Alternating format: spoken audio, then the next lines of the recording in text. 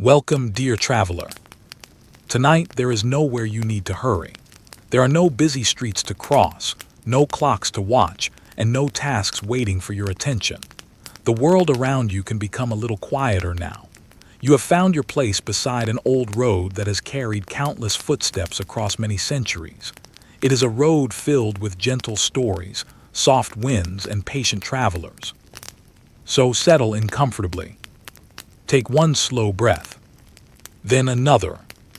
As the night grows calm, let your thoughts become as light as the drifting sand carried across distant deserts. Tonight, we are not following the stories of mighty emperors or famous conquerors. Instead, we are going to spend time with people who quietly connected the world without ruling it. They built no enormous empire of their own. They left behind no endless lines of marching soldiers, yet their work touched nearly every great civilization of their age. They were the Sogdians. For hundreds of years, these remarkable merchants traveled farther than most people could imagine. They crossed deserts that seemed to stretch forever. They climbed snowy mountain passes where only narrow paths wound between towering peaks. They visited crowded cities where dozens of different languages filled the air. They carried silk, spices, glass, silver, paper, precious stones, fine horses, colorful dyes, and wonderful stories from one end of Asia to the other. Without them, the Silk Road would have looked very different. But before we walk beside these famous merchants, we should first understand the quiet land that gave them life. Imagine that it is early morning, nearly 1,500 years ago. The stars have not yet disappeared completely. A faint blue light begins to spread across the eastern sky. The cool air carries the fresh scent of flowing water mixed with dry earth. Somewhere nearby, birds are beginning their first songs, while a gentle breeze moves through rows of tall poplar trees. You are standing in Central Asia. This part of the world is unlike almost anywhere else. To the south rise enormous mountains, their snowy peaks glowing softly beneath the first light of dawn. To the north stretch endless grasslands where horses have run freely for countless generations. Great deserts lie to the west and east, their golden sands changing shape each time the wind decides to wander across them. At first glance, this may seem like a lonely place. Yet appearances can be wonderfully misleading. Hidden between rivers and mountains are fertile valleys where people have lived for thousands of years. Water flows through carefully built canals. Orchards bloom with fruit trees. Fields of wheat ripple gently beneath the summer wind. Small villages rest beside larger cities, each surrounded by protective walls made from sun-dried bricks. This is not an empty wilderness. It is a crossroads. Almost everyone traveling between China, India, Persia, and lands farther west must eventually pass through places like these. For countless generations, caravans have followed these routes. Some carry silk so smooth, it slips through your fingers like cool water. Others transport fragrant spices gathered from distant forests. Some lead magnificent horses, whose strength is admired by kings. Others carry paper, glass, fine metalwork, colorful fabrics, carved ivory, books, medicines, and musical instruments. Every caravan also carries something impossible to weigh. News, stories, ideas, songs, beliefs, languages. The roads themselves seem almost alive, always bringing something new from far beyond the horizon. Now let us walk slowly along one of these ancient roads. The earth beneath your feet feels firm after countless travelers have passed this way. Wagon wheels have pressed shallow tracks into the ground over many centuries. Camels leave broad footprints beside those made by horses, donkeys, and people wearing sturdy leather sandals. The morning is still cool. In the distance, you hear the soft ringing of tiny bronze bells hanging from camel harnesses. The sound comes slowly. Closer, closer still. Soon a caravan appears beyond a gentle rise. There are perhaps 50 camels walking patiently in a long line. Their large feet move steadily over the dusty road. Heavy bundles rest upon their backs, carefully tied with thick ropes. Some loads are covered with woven cloth to protect valuable goods from wind and rain. Several horses travel alongside them. Men wrapped in long robes walk beside the animals, speaking quietly among themselves. One laughs gently. Another points toward the brightening horizon. None seem hurried. Experience has taught them that the road rewards patience more than speed. Among these travelers are merchants from many different lands. Some have come from China, others from Persia, some from India, others from cities farther west than most people living here will ever see. Yet despite their different homes, many share one common language for business. It is the language of the Sogdians. Over many centuries, Sogdian merchants became so trusted that their language spread naturally across large parts of the Silk Road. Letters written in graceful Sogdian script traveled with caravans from city to city. Contracts were agreed upon in their words. Prices were discussed using familiar expressions understood by traders from many cultures. In many ways, they became the great communicators of the ancient trade routes. But who exactly were these people? To answer that question, we must leave the caravan for a little while and visit their homeland. Imagine following one of the rivers that nourishes this landscape. Its water begins high in snowy mountains before flowing steadily across fertile plains. Along its banks stand orchards filled with apricot trees. Grapevines climb wooden supports. Farmers rise early to tend their crops before the strongest heat of the day arrives. Children help gather water. Old men sit beneath trees discussing weather, harvests, and news brought by recent travelers. Women grind grain into flour, while bread bakes inside clay ovens. The smell of warm bread mixes with fresh herbs growing nearby. Life here follows the changing seasons. Spring brings flowing rivers and green fields. Summer fills orchards with fruit. Autumn becomes harvest time. Winter covers distant mountains with fresh snow, while families gather indoors around warm fires. This rhythm has continued for generations. Among these valleys stand cities whose names once echoed across Asia. Samarkand, Bukhara, Panjikent. These were not merely places where goods changed hands. They were living centers of culture, learning, art, and conversation. People from many nations walked their streets. You might hear Persian spoken beside Turkic languages. Chinese travelers discuss business with Indian visitors. Priests from different religions greet one another respectfully in busy marketplaces. Musicians perform melodies learned from distant lands. Artists paint colorful scenes inspired by places they have never personally visited, but know through the stories of merchants. Imagine entering one of these cities as morning sunlight reaches the rooftops. The city gates stand open. Guards welcome familiar caravans after checking their cargo. Inside the walls, narrow streets gradually become busier. Shopkeepers sweep dust from their doorways. Potters arrange freshly fired bowls. Weavers display beautiful fabrics dyed deep red, rich blue, and warm golden yellow. Metalworkers polish silver cups until they reflect the sunlight. The air smells of baking bread, roasting meat, fresh fruit, and fragrant herbs. Somewhere nearby, someone begins playing a flute. Children laugh while chasing one another across a small courtyard. A donkey stubbornly refuses to move until persuaded with gentle encouragement. Every corner offers another small glimpse into ordinary life. Nothing feels rushed. Everything unfolds with quiet purpose. Among the people walking these streets are the Sogdians. At first glance, they may not appear very different from many of their neighbors. They wear long robes suitable for both warm days and cool evenings. Leather boots protect their feet during long journeys. Some wear colorful belts decorated with fine metal buckles. Others wrap light cloth around their heads to shield themselves from the sun during travel. Many keep neatly trimmed beards. Some carry small writing tablets. Others wear purses containing carefully counted coins from many different kingdoms.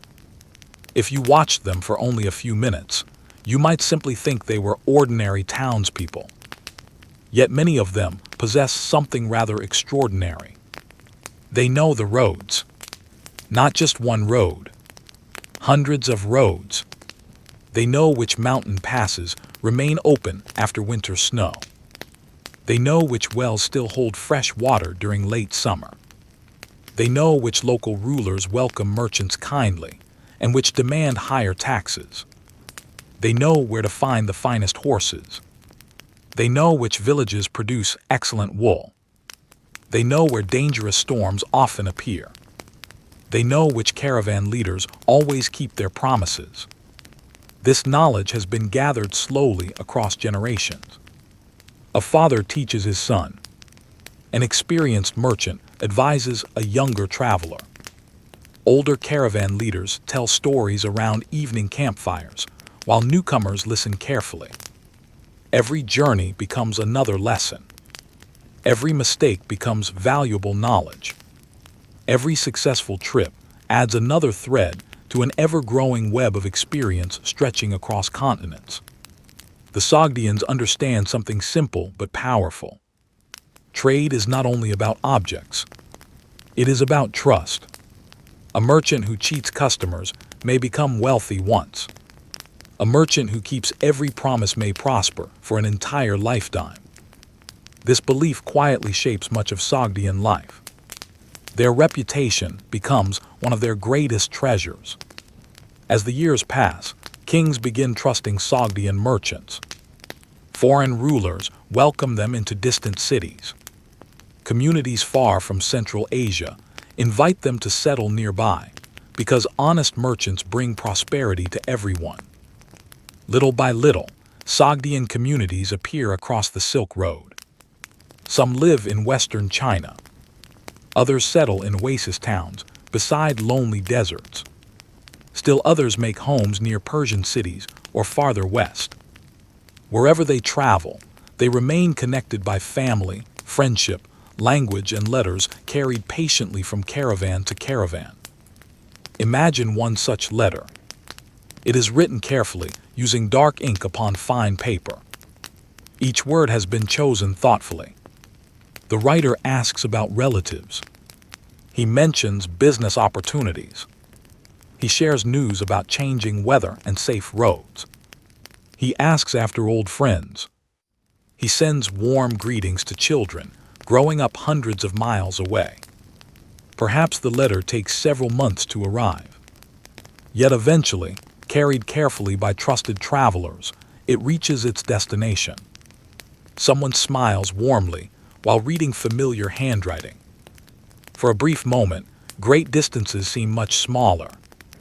The Silk Road was never simply a road for trade. It was also a road for families.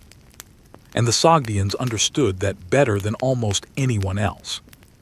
As the morning sun climbs a little higher above the valleys of Central Asia, the city slowly awakens around us. Market stalls continue to open one by one. Fresh bread is carried through quiet streets. Camel bells drift softly in the distance.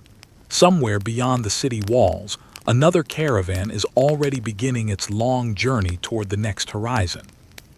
And we too will soon follow them.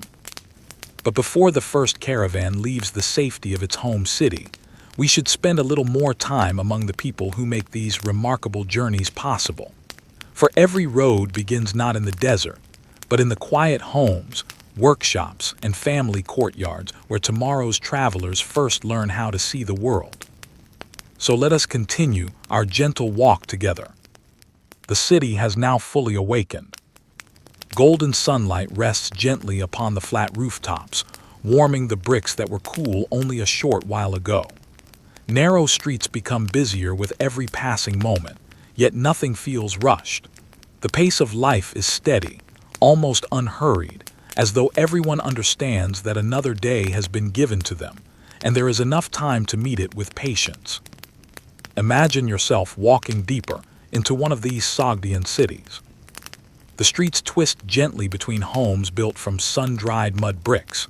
Their walls are thick, keeping the rooms pleasantly cool during the hottest days of summer and warm enough when winter winds sweep down from the distant mountains. Wooden doors stand slightly open, allowing voices and laughter to drift into the street. You hear the soft sound of someone grinding grain. Nearby, water splashes into a clay jar. A woman hums quietly while kneading dough for the day's bread. The smell of warm wheat fills the morning air. Not far away, a small courtyard has become busy with family life. A grandfather sits beneath the shade of a grapevine stretched across wooden beams. The leaves create dancing patterns of light upon the ground as the gentle breeze moves them ever so slightly. Beside him, several children listen carefully while he tells a familiar story. His voice is calm. He does not hurry. He has told this tale many times before, yet he enjoys every telling. The story is not about great battles. It is about a merchant who became respected because he always spoke truthfully, even when doing so cost him money. The children smile as they listen. They have heard this lesson before, but good lessons are meant to be repeated until they become part of daily life.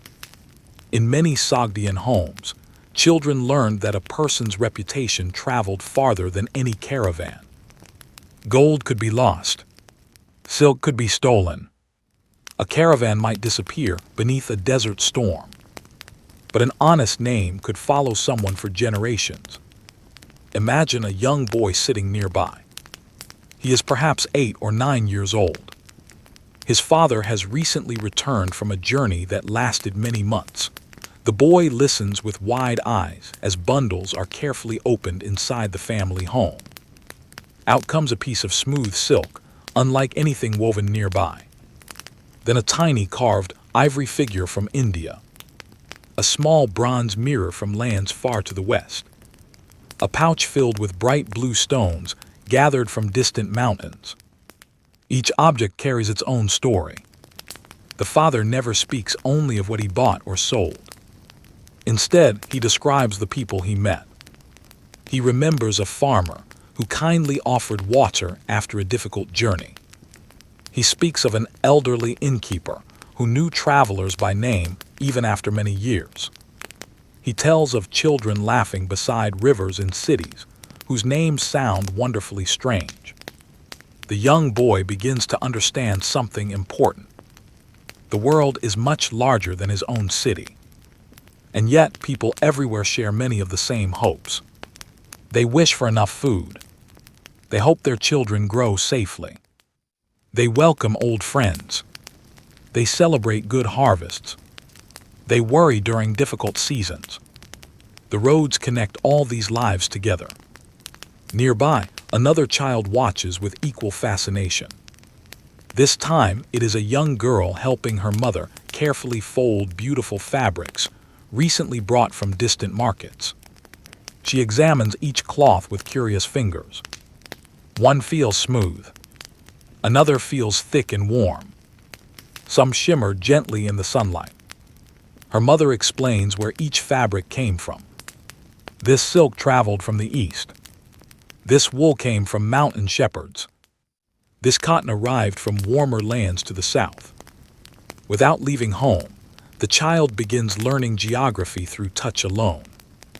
Every fabric tells the story of another landscape. Every color speaks of another community.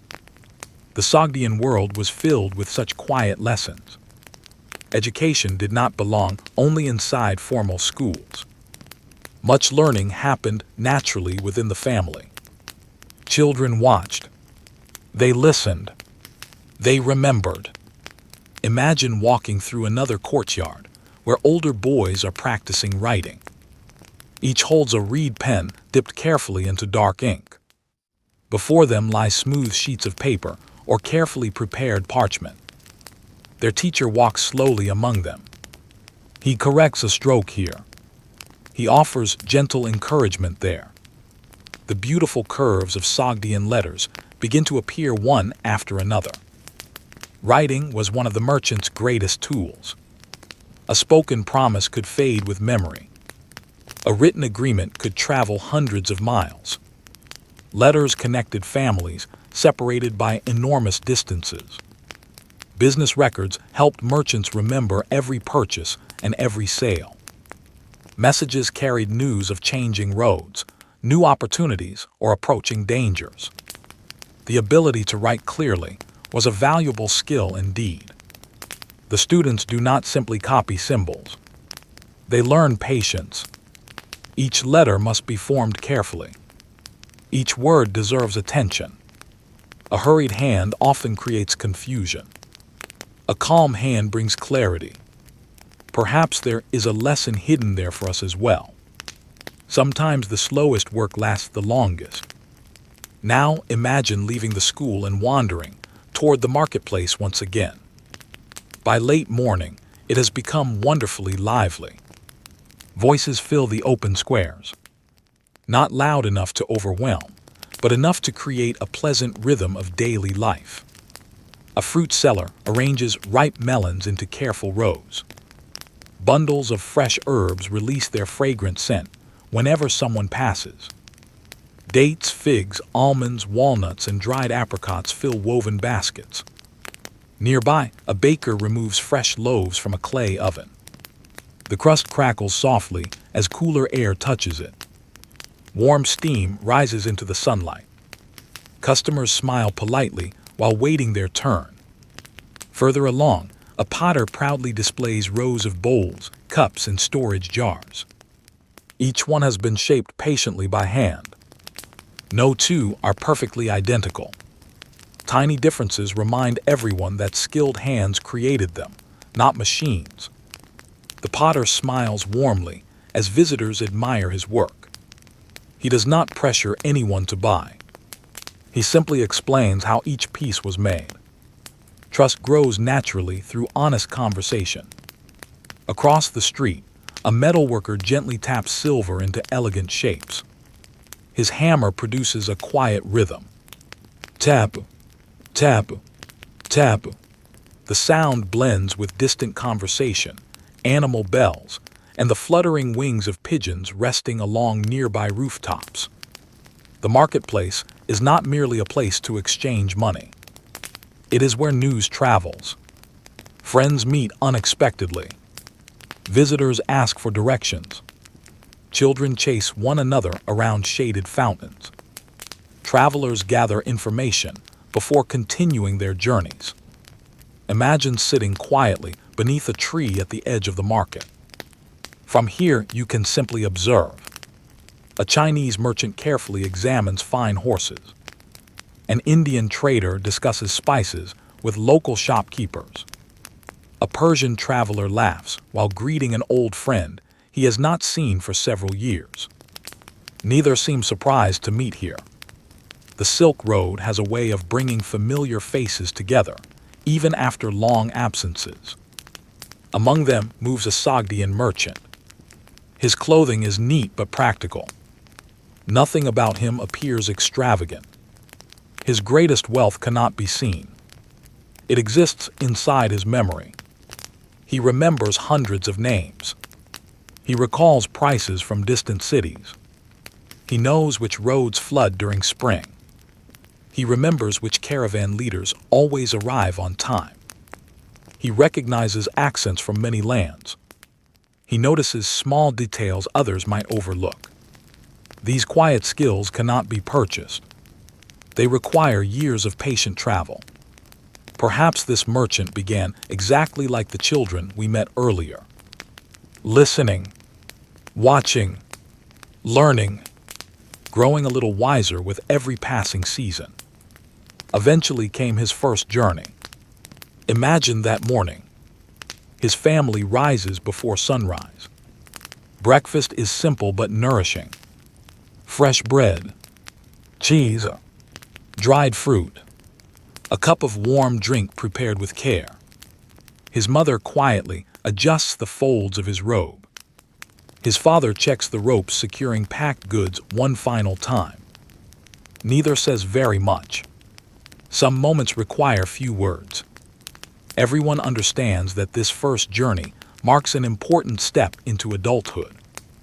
Outside, the caravan slowly gathers. Camels kneel patiently while their loads are balanced. Leather straps are tightened. Water skins are inspected. Bundles are counted once more. Experienced travelers greet one another with relaxed smiles. Someone jokes gently about the weather. Another predicts that autumn rains will arrive early. Even before leaving the city, there is already a feeling of shared purpose. Travel is never truly a solitary task. Each person depends upon everyone else. One watches the animals. Another keeps business records. Someone knows mountain paths. Another understands foreign languages. Each traveler contributes something valuable. As the city gates open wider beneath the bright morning sun, the caravan begins moving. The bells around the camels' necks create a slow, peaceful music. Step after steady step. Dust rises gently behind them. Families wave from the roadside. Children watch until the last camel disappears beyond the fields. For many months, these travelers may not return. The journey ahead is long, but no one seems afraid. They have prepared carefully. Preparation creates confidence. The city gradually grows smaller behind them. Fields give way to open countryside. The road stretches toward distant hills. The sounds of busy markets slowly fade, replaced by singing birds, whispering grasses, and the steady footsteps of patient animals. The young merchant looks back only once. Ahead lies the unknown. Behind lies everything familiar. Both are equally precious. As the caravan continues across the peaceful countryside, the sun climbs higher into the clear blue sky. Gentle breezes carry the scent of wildflowers growing beside small streams, while distant mountains remain quietly watching over every traveler below. Our own journey has only just begun. Soon these comfortable fields will give way to wider plains, lonely deserts, welcoming caravan inns, and roads that seem to reach the very edge of the world. There we will discover why the Sogdians became the trusted bridge between civilizations separated by thousands of miles, carrying not only treasures, but also friendship, knowledge, and hope from one horizon to the next. So let us continue walking beside them, one quiet step at a time. The caravan has now left the shelter of the city behind. The tall walls that once surrounded busy streets have slowly disappeared into the distance. Before you stretches an open landscape that seems to breathe with quiet confidence. There is no rush here. The road has existed for generations before these travelers arrived, and it will continue long after they have passed.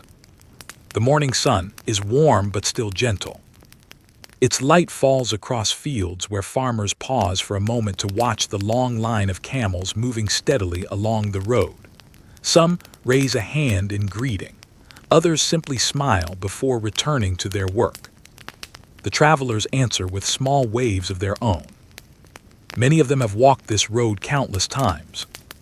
Some recognize familiar villages. Others notice young trees that have grown taller since their last visit. Every journey changes the traveler a little, but the land changes as well. Imagine walking beside one of the camels. Its broad feet press softly into the dry earth. With each slow step, the small bronze bell hanging from its harness gives a gentle note. Not loud, never hurried, just enough to remind every traveler that the caravan is moving together. The animals seem wonderfully patient. They do not question how far they must travel. They simply place one foot in front of the other. Perhaps that is one reason caravans moved so calmly. The people learned from the animals themselves. Long journeys are never completed by rushing. They are completed one steady step at a time. The road bends gently around a small stream. Here the caravan pauses, not because anyone is tired, but because experienced leaders know the importance of caring for both people and animals before discomfort begins. Water is offered to every camel. Horses lower their heads gratefully into the cool stream. Travelers refill leather water skins. Some wash dust from their hands and faces. Others sit beneath nearby trees for only a few quiet moments. No one wastes time. Yet no one seems anxious either. There is a balance between movement and rest. The oldest caravan leaders understand this better than anyone. One such leader sits upon a smooth stone beside the water. His beard has turned mostly silver. The lines upon his face tell of many seasons spent beneath open skis. He has crossed deserts where the wind erased footprints within minutes. He has climbed mountain passes where snow remained long into summer. He has visited cities so distant that many young travelers still struggle to imagine them. Now he watches the younger merchants carefully. He notices who packs their supplies neatly, who remembers to refill water, who checks the ropes securing valuable cargo. Without saying very much, he quietly teaches through example. A young merchant approaches him respectfully. "Master," he asks softly, "how do you always know the right road?" The older man smiles. "I do not always know." The younger merchant looks surprised. The old traveler continues. "I simply remember where I have been before, and when I do not know, I ask someone who does." It is a simple answer. Yet perhaps it explains much about the success of the Sogdians. They were never afraid to learn from others. They did not believe wisdom belonged to only one kingdom. Every traveler carried useful knowledge. Every village knew something about its own land.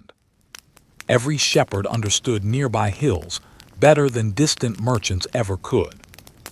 Listening became just as valuable as speaking. Soon the caravan rises once again. The bells begin their gentle music.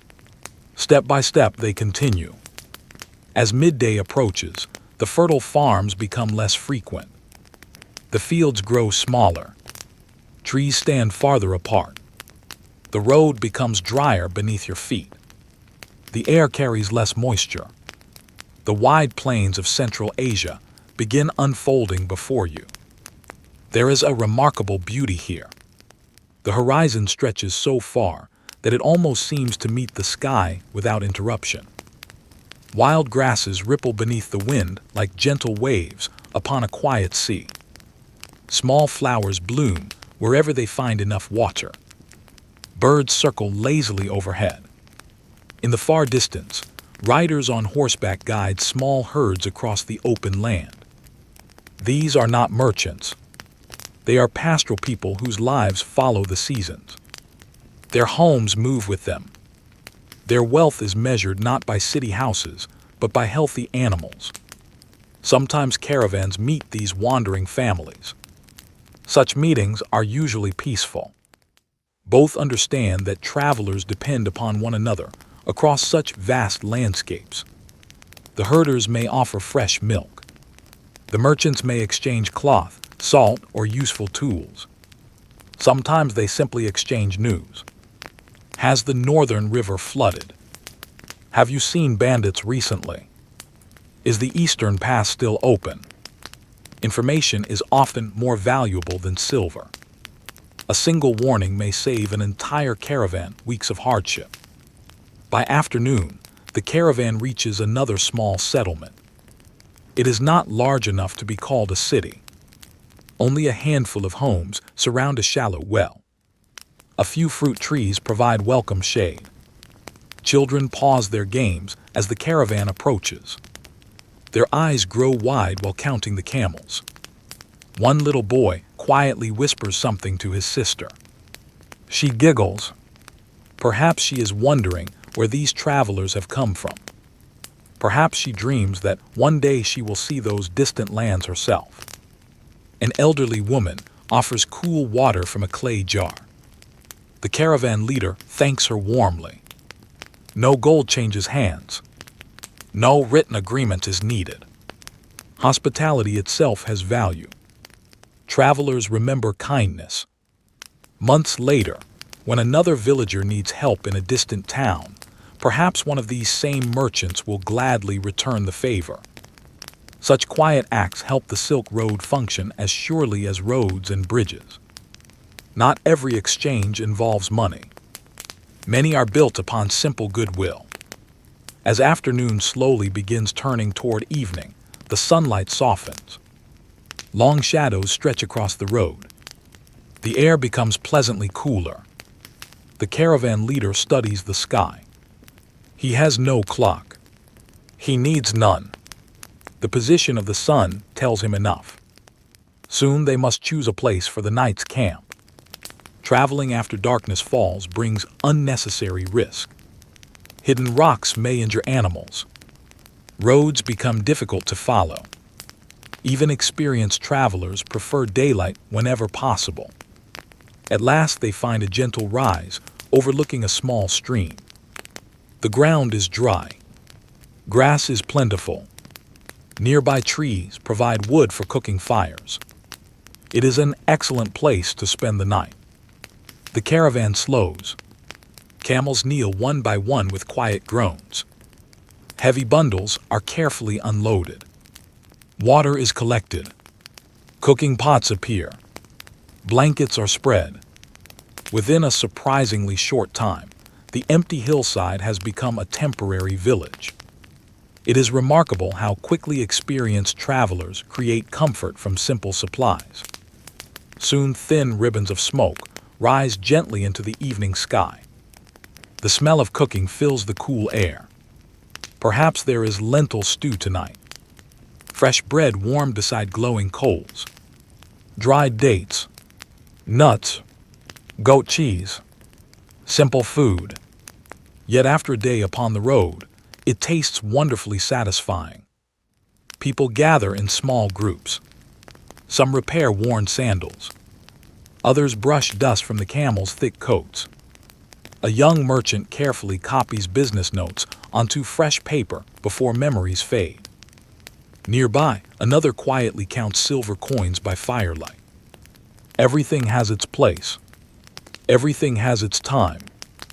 As darkness gradually settles across the plains, the stars begin appearing overhead. First one, then another. Soon hundreds sparkle above the silent earth. Far from crowded cities, the night sky becomes astonishingly clear. The Milky Way stretches across the heavens like a pale river of light. Many travelers pause simply to look upward. No one grows tired of such beauty. The older caravan leader points toward familiar stars. He teaches younger merchants how they guide travelers during clear nights. Long before maps became common, people learned to read the heavens. The stars became trusted companions. Reliable, patient, always returning to familiar places. Later, when supper has finished and cooking fires burn lower, conversation grows quieter. Someone begins telling stories. Not exciting tales meant to frighten. Not dramatic adventures. Just gentle memories collected across many journeys. One merchant remembers watching cranes gather beside distant rivers in China. Another recalls snow falling silently upon mountain temples.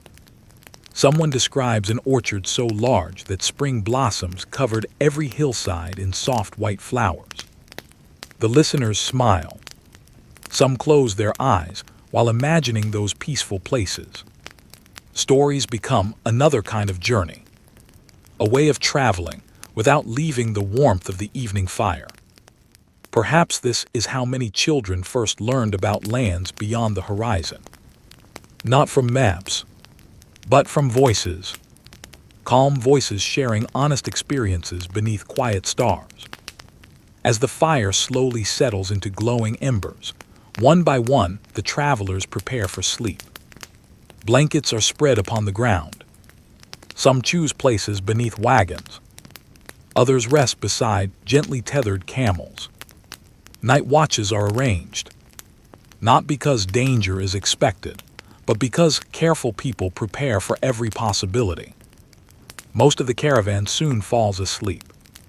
Only a few remain awake. The watchmen walk slowly around the peaceful camp. The camels chew quietly. A cool breeze drifts across the open plain. Somewhere in the darkness, an owl calls once before the night becomes silent again. Imagine lying beneath that vast sky. There are no city lights, only countless stars stretching from one horizon to the other. You breathe slowly. The earth beneath you still holds a little warmth from the day's sunshine. Tomorrow the journey will continue. There is no need to hurry. The road will still be waiting with the morning light. And somewhere far ahead, beyond many weeks of patient travel, lie the great deserts that have tested generations of merchants. Beyond them stand magnificent oasis cities where cultures meet, languages blend together, and the Sogdians earned their place as the trusted heart of the Silk Road. For now, though, the caravan sleeps peacefully beneath the stars, while the ancient road waits quietly for another dawn. The night passes almost unnoticed. No loud sounds disturb the sleeping caravan. The watchmen complete their quiet rounds with slow, careful footsteps. Every now and then, one of the camels shifts its weight or lets out a low, gentle groan before settling once more. The fire that warmed the evening has become a bed of glowing embers, fatting little by little beneath a blanket of soft gray ash. Above, the stars continue their silent journey across the sky. For thousands of years, they have watched travelers follow these same roads. Kings have passed beneath them. Pilgrims have passed beneath them. Merchants, shepherds, wandering musicians, scholars, craftsmen, and messengers have all looked up at these familiar lights. The stars never hurried. Neither did the road. Just before dawn, the eastern horizon begins to change. At first, it is almost impossible to notice. The deepest black of the night slowly becomes dark blue. Then a gentle band of pale silver appears where the earth seems to meet the sky. The air feels wonderfully cool. It carries the fresh scent of damp grass and clean water from the nearby stream. One by one, birds begin greeting the morning. Their songs are quiet at first. Soon more voices join them, until the silence becomes filled with gentle music. The first traveler rises. He stretches slowly before kneeling beside the stream to wash the dust from his hands and face. Another awakens nearby. Then another. Within a short while, the entire camp begins preparing for another day. There is no shouting, no confusion. Everyone knows exactly what to do. Years of experience have turned these simple morning tasks into familiar routines. Blankets are folded carefully. Cooking pots are cleaned. Water skins are checked once more. Camels are loaded with patient hands. Each bundle returns to the same place it occupied yesterday. Heavy goods rest low. Lighter cargo sits above them. Strong ropes are pulled tight and examined twice. Nothing is left to chance. A single loose knot could become a serious problem, many miles from the nearest settlement. As the caravan leader walks among the animals, he quietly places a hand upon one camel's neck. The old animal blinks slowly, already accustomed to countless journeys. Many of these camels have crossed deserts more times than some young merchants have visited neighboring villages. Their strength is remarkable, but even more remarkable is their calmness. They never appear impatient. Perhaps they understand something humans often forget. There is no reward for rushing across a desert. Steady progress is always enough. Breakfast is simple. Warm bread baked the previous evening. a handful of dried figs, a few walnuts, fresh water drawn from the stream. No feast is needed. The day ahead asks for steady energy rather than heavy meals. As the first golden sunlight touches the tops of distant hills, the caravan begins moving once again. The bells tied to the camels create their familiar rhythm. Step, step, step. The sound becomes almost like breathing. Gentle, predictable, comforting. Soon the campsite disappears behind them. Only a circle of flattened grass remains to show where they rested. Even that will soon vanish beneath wind and time. The road continues toward the east. As morning grows brighter, the countryside changes almost without anyone noticing. The grasses become shorter. Trees become less common. Small streams appear less often. The earth beneath your feet grows firmer and drier. Every mile gently announces that a different landscape lies ahead. The young merchant walking near the front of the caravan notices these changes with quiet curiosity. He has traveled before, but never this far. Everything seems both familiar and wonderfully new. His father walks beside him. Without pointing or giving long explanations, the older man simply says, "Watch the land." The son looks around. The land always tells you where you are. It is simple advice. Yet during the months ahead, he will remember those words many times. The color of the soil, the shape of distant hills, the kinds of birds flying overhead, the plants growing beside the road. Each offers a small clue to anyone patient enough to notice. The Sogdians became successful merchants partly because they were careful observers. They watched everything, not only prices, not only goods. They watched clouds, winds, roads, people, animals. Small details often revealed important truths. As the sun climbs higher, another caravan appears upon the horizon. At first it is only a faint line moving across the distant plain. Gradually it becomes clearer. Soon both groups can distinguish the outlines of camels and horses. Neither caravan seems surprised. These roads have connected travelers for centuries. Meeting others along the way is simply part of life. As they draw closer, the leaders greet one another warmly. Smiles appear. Hands are clasped. Several faces brighten with recognition. Some of these merchants have met before in cities hundreds of miles away. News is exchanged before business. How are your family? Was your harvest successful? How were the mountain passes this spring? Only afterward do practical questions follow. Which road did you take? Is the river crossing still safe? Have the wells remained full? The conversation is calm. No one hides useful information. The success of one caravan often benefits many others. A dangerous road avoided by one group protects the next. Fresh news spreads quickly along the Silk Road, sometimes faster than valuable goods themselves. One traveler unwraps a small package. Inside rests a beautifully painted ceramic bowl. Another merchant admires the delicate design. He does not immediately ask its price. Instead, he asks where it was made.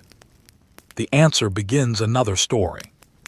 It came from a workshop many weeks away. The clay came from one valley. The blue pigment arrived from another. The artist learned the pattern from a visiting craftsman years earlier. Even a single bowl carries the history of many journeys. This is one of the quiet wonders of the Silk Road. Objects were never simply objects. Every piece carried the memory of distant places and countless hands. After wishing each other safe travels, the caravans continue in opposite directions. One moves toward the rising sun, the other toward the setting sun. Soon the road grows peaceful once more. Only the steady bells remain. By midday, the land has become noticeably drier. The air feels warmer. A gentle wind carries tiny grains of dust across the path. Far ahead, faint hills shimmer beneath the sunlight. The older merchants recognize what lies beyond them. The deserts are drawing closer. Yet they do not speak of them with fear. The desert is simply another part of the journey.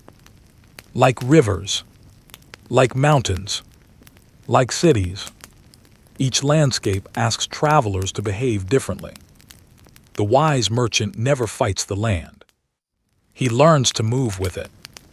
During the warmest part of the afternoon, the caravan rests beneath a small group of hardy trees growing beside an old well. The well is deep. Its stone walls have been worn smooth by generations of ropes lifting water toward the surface. Who first built it? No one knows. Perhaps centuries earlier, another traveler decided that future journeys deserved a place of rest. If so, that unknown builder offered kindness to people he would never meet. What a beautiful thought. Across the Silk Road, countless acts of quiet generosity were hidden within the landscape. A repaired bridge, a planted tree, a protected spring, a welcoming inn. None seemed extraordinary by themselves. Together they made long-distance travel possible. The caravan leader lowers a wooden bucket into the cool darkness of the well. When it returns, droplets sparkle in the sunlight. Each traveler drinks slowly. No one wastes a single drop. Water has become more precious now. The younger merchants begin understanding why experienced travelers planned every stage of the journey so carefully. One cannot simply hope that water will appear. Knowledge matters. Preparation matters. Patience matters. As the afternoon slowly softens into evening once again, the caravan resumes its steady pace. The horizon seems wider than ever. The sky stretches endlessly overhead. Somewhere beyond the distant hills lie the great oasis cities that have welcomed merchants for hundreds of years. Cities where gardens bloom unexpectedly beside empty sands, where fountains sing beneath shady trees, where travelers from every direction gather to exchange not only goods, but songs, languages, recipes, stories, and dreams. The Sogdians know those cities well. They have walked their streets, shared meals within their homes, celebrated festivals beside their neighbors. They are not strangers there. They are trusted friends. As the sun begins sinking toward the western horizon, its golden light spreads across the plain like a soft blanket. The camels cast long shadows. The bells continue their peaceful rhythm. A cool breeze replaces the warmth of the afternoon. Another day upon the Silk Road draws gently to its close. Our journey has only just begun. Ahead lie deserts glowing beneath moonlight, bustling caravanserais filled with quiet conversation, magnificent cities where east meets west, and the remarkable lives of the Sogdian merchants who carried far more than silk across the ancient world. They carried understanding. They carried friendship. They carried trust. And as we continue following their footsteps, we may discover that these quiet treasures were always the most valuable cargo of all. So let us continue onward together, beneath another peaceful evening sky, following the old road as it disappears softly into the fading light. The morning arrives quietly. Long before the sun climbs above the distant hills, the caravan is already awake. The camp is calm, just as it was the evening before. A faint mist hangs above the small stream where the travelers spent the night. The air is cool enough that each breath feels fresh, carrying the clean scent of water, dry grass, and the first hints of another warm day. The glowing coals from last night's fire are gently stirred back to life. A small flame appears. Then another. Soon a cooking pot hangs above the fire once more. The smell of warm bread fills the peaceful camp. Some travelers speak softly while sharing breakfast. Others simply enjoy the silence of the early morning. Not every moment needs conversation. Sometimes the quiet itself is enough. Imagine sitting beside them.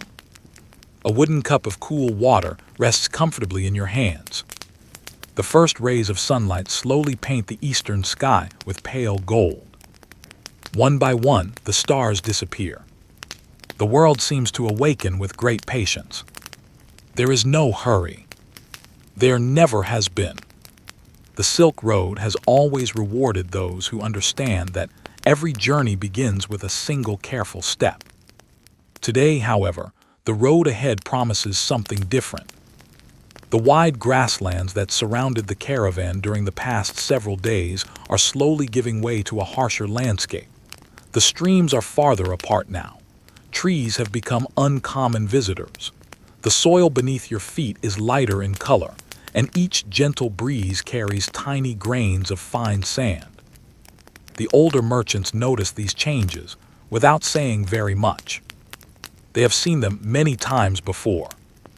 To them, every small detail is as familiar as an old friend's face. One of the younger travelers walks beside an experienced caravan leader. He studies the empty horizon. "It feels different today," he says. The older man smiles. "It is." He points toward the east. "The desert is beginning." The young merchant looks surprised. It does not seem frightening. The older traveler nods slowly. That is because deserts rarely announce themselves all at once. Instead, they arrive quietly. The grass grows shorter. The wells become fewer. The wind grows drier. Little by little, the land changes until one day you realize you have entered a completely different world. The caravan continues forward. The bells around the camels ring gently with every step. The rhythm is familiar now. Step, step, step. It is almost like listening to a slow heartbeat. Above them, the sky stretches wider than ever before. There are few clouds. Only an endless blue dome resting over the open earth. As the sun climbs higher, heat begins rising from the ground. It is not uncomfortable yet. Morning still holds enough coolness to make walking pleasant. The caravan leader decides this is the best time to make steady progress before the strongest warmth arrives. Experience has taught him when to move and when to rest. This knowledge cannot be learned from books alone. It belongs to people who have walked these roads many times. Imagine the road stretching before you.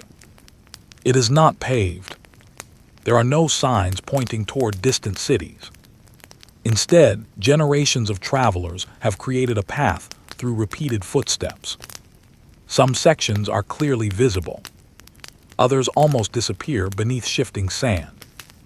Only careful observation keeps the caravan moving in the right direction. Fortunately, the Sogdians are masters of careful observation.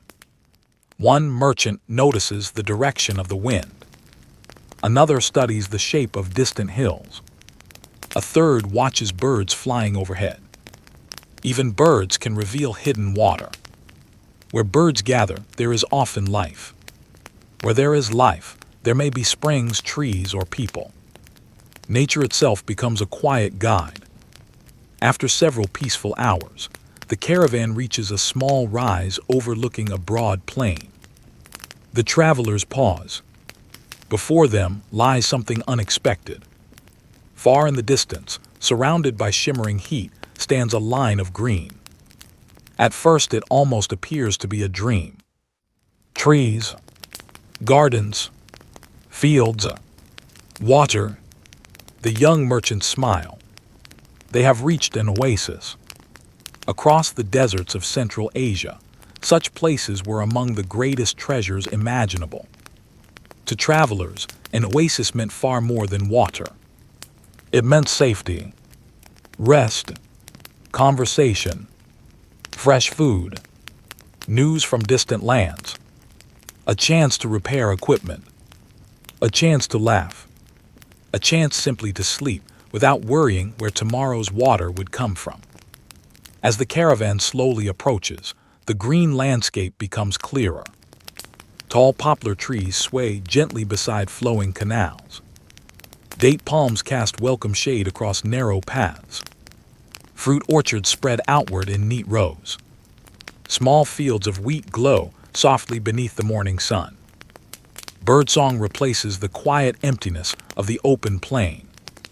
The air itself feels cooler. The scent of damp earth returns. It is almost difficult to believe that such abundance exists beside the dry desert. Yet this is one of the great wonders of Central Asia. Life gathers wherever water allows it. Generations before these merchants arrived, people carefully built canals leading water from nearby rivers and underground springs. Every drop was precious. Every channel required constant care. Without these canals, the oasis could not survive. Without the oasis, the Silk Road itself would have struggled to exist. The caravan crosses a small stone bridge. Water flows quietly beneath it. Children laugh nearby, while floating tiny wooden boats along the canal. Women wash colorful cloth beside the water's edge. Farmers lead donkeys, pulling simple carts filled with vegetables. The scene feels peaceful, ordinary, comforting. For the people who live here, this is simply another morning. For weary travelers, it feels almost magical. The caravan enters through a modest gate built from sun-dried bricks. The streets inside are shaded by trees. Cool water runs through narrow channels beside many homes. Flowers bloom within enclosed courtyards. Birds nest beneath wooden roofs. Everywhere there is evidence of patient care. The Sogdian merchants are greeted with warm smiles. Some of the townspeople recognize them immediately. "Welcome back," calls an elderly shopkeeper. "It has been many months." The caravan leader laughs gently. "Too many months." Hands are shaken. Old friendships are renewed. The Silk Road was not only a network of roads. It was also a network of relationships. Many Sogdian merchants returned to the same towns year after year. They stayed in the same guest houses, bought bread from the same bakers, shared tea with the same families, watched local children grow into adults. These repeated visits slowly transformed strangers into trusted neighbors. Imagine walking through the marketplace.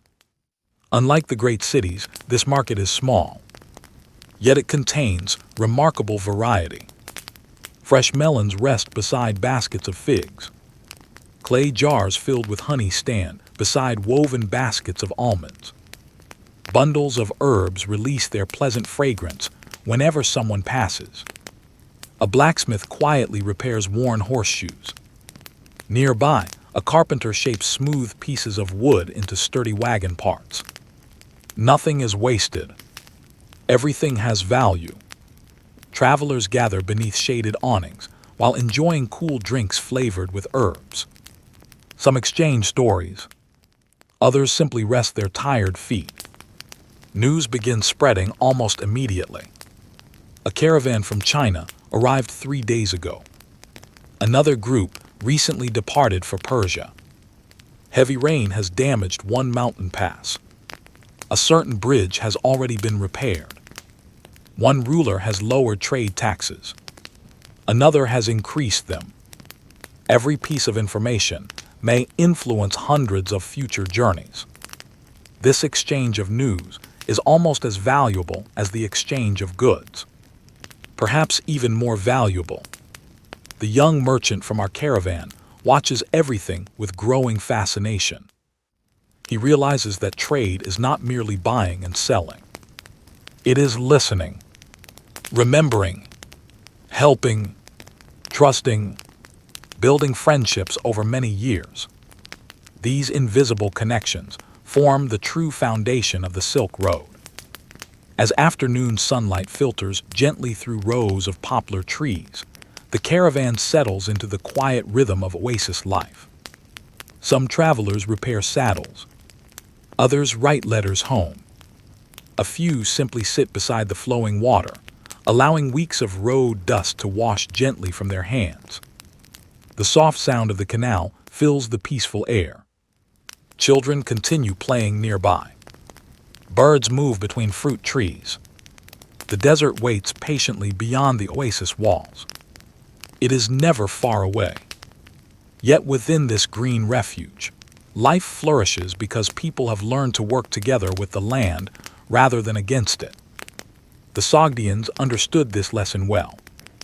Just as water connected every garden within the oasis, the merchants connected distant civilizations across Asia. Neither could exist without careful cooperation. Neither hurried. Both relied upon patience.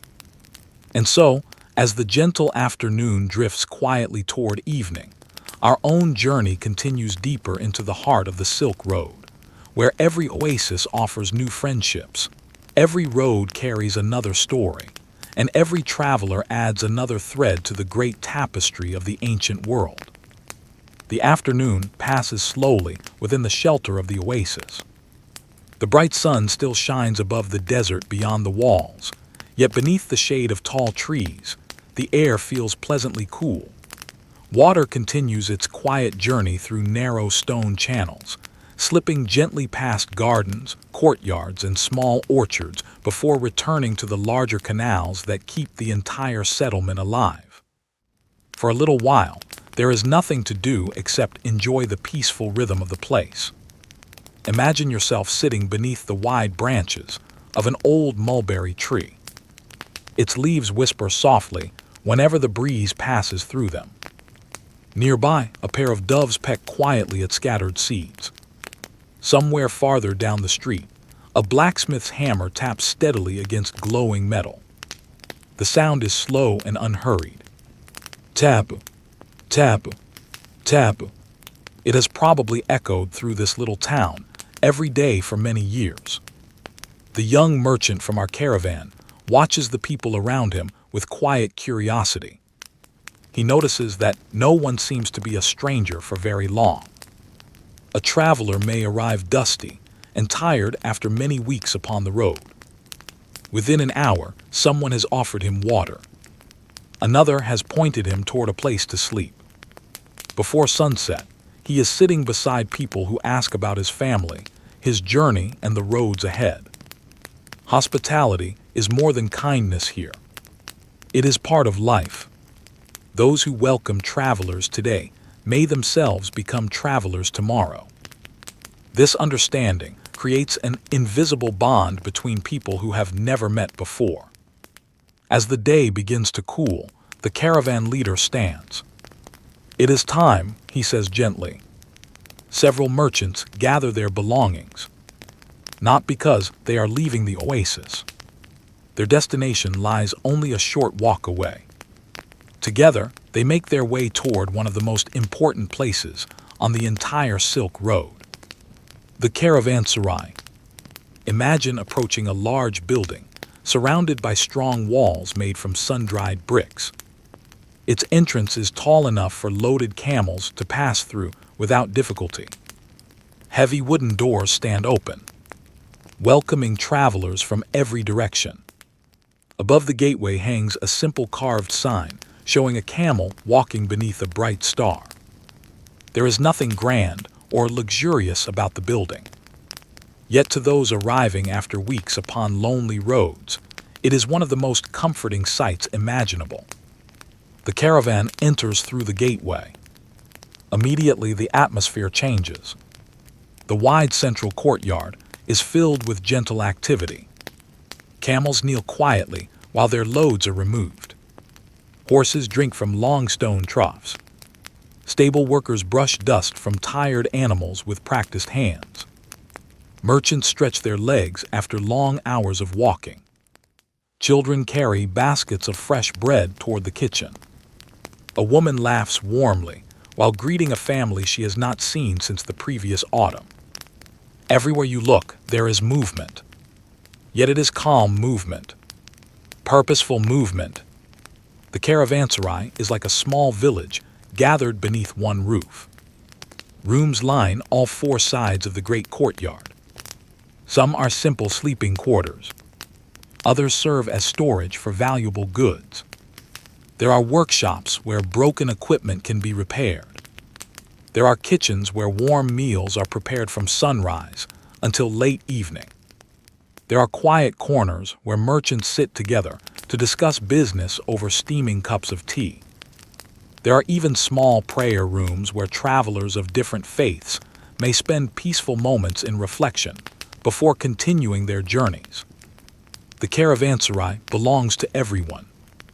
A merchant from China, a horse trader from the western steppes, a monk traveling toward India, a messenger carrying royal letters, a family moving to another city. All find shelter beneath its roof.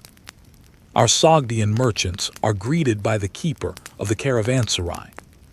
He is an older man with kind eyes and a voice softened by many years of welcoming strangers. "Welcome back, my friends." The caravan leader smiles. "It is good to see you again. You arrived safely." "We did. The desert was kind." "It was." The innkeeper nods with quiet satisfaction. He has asked these same questions hundreds of times throughout his life. Every safe arrival is something worth celebrating. One by one, the camels are unloaded. Silk wrapped carefully in protective cloth.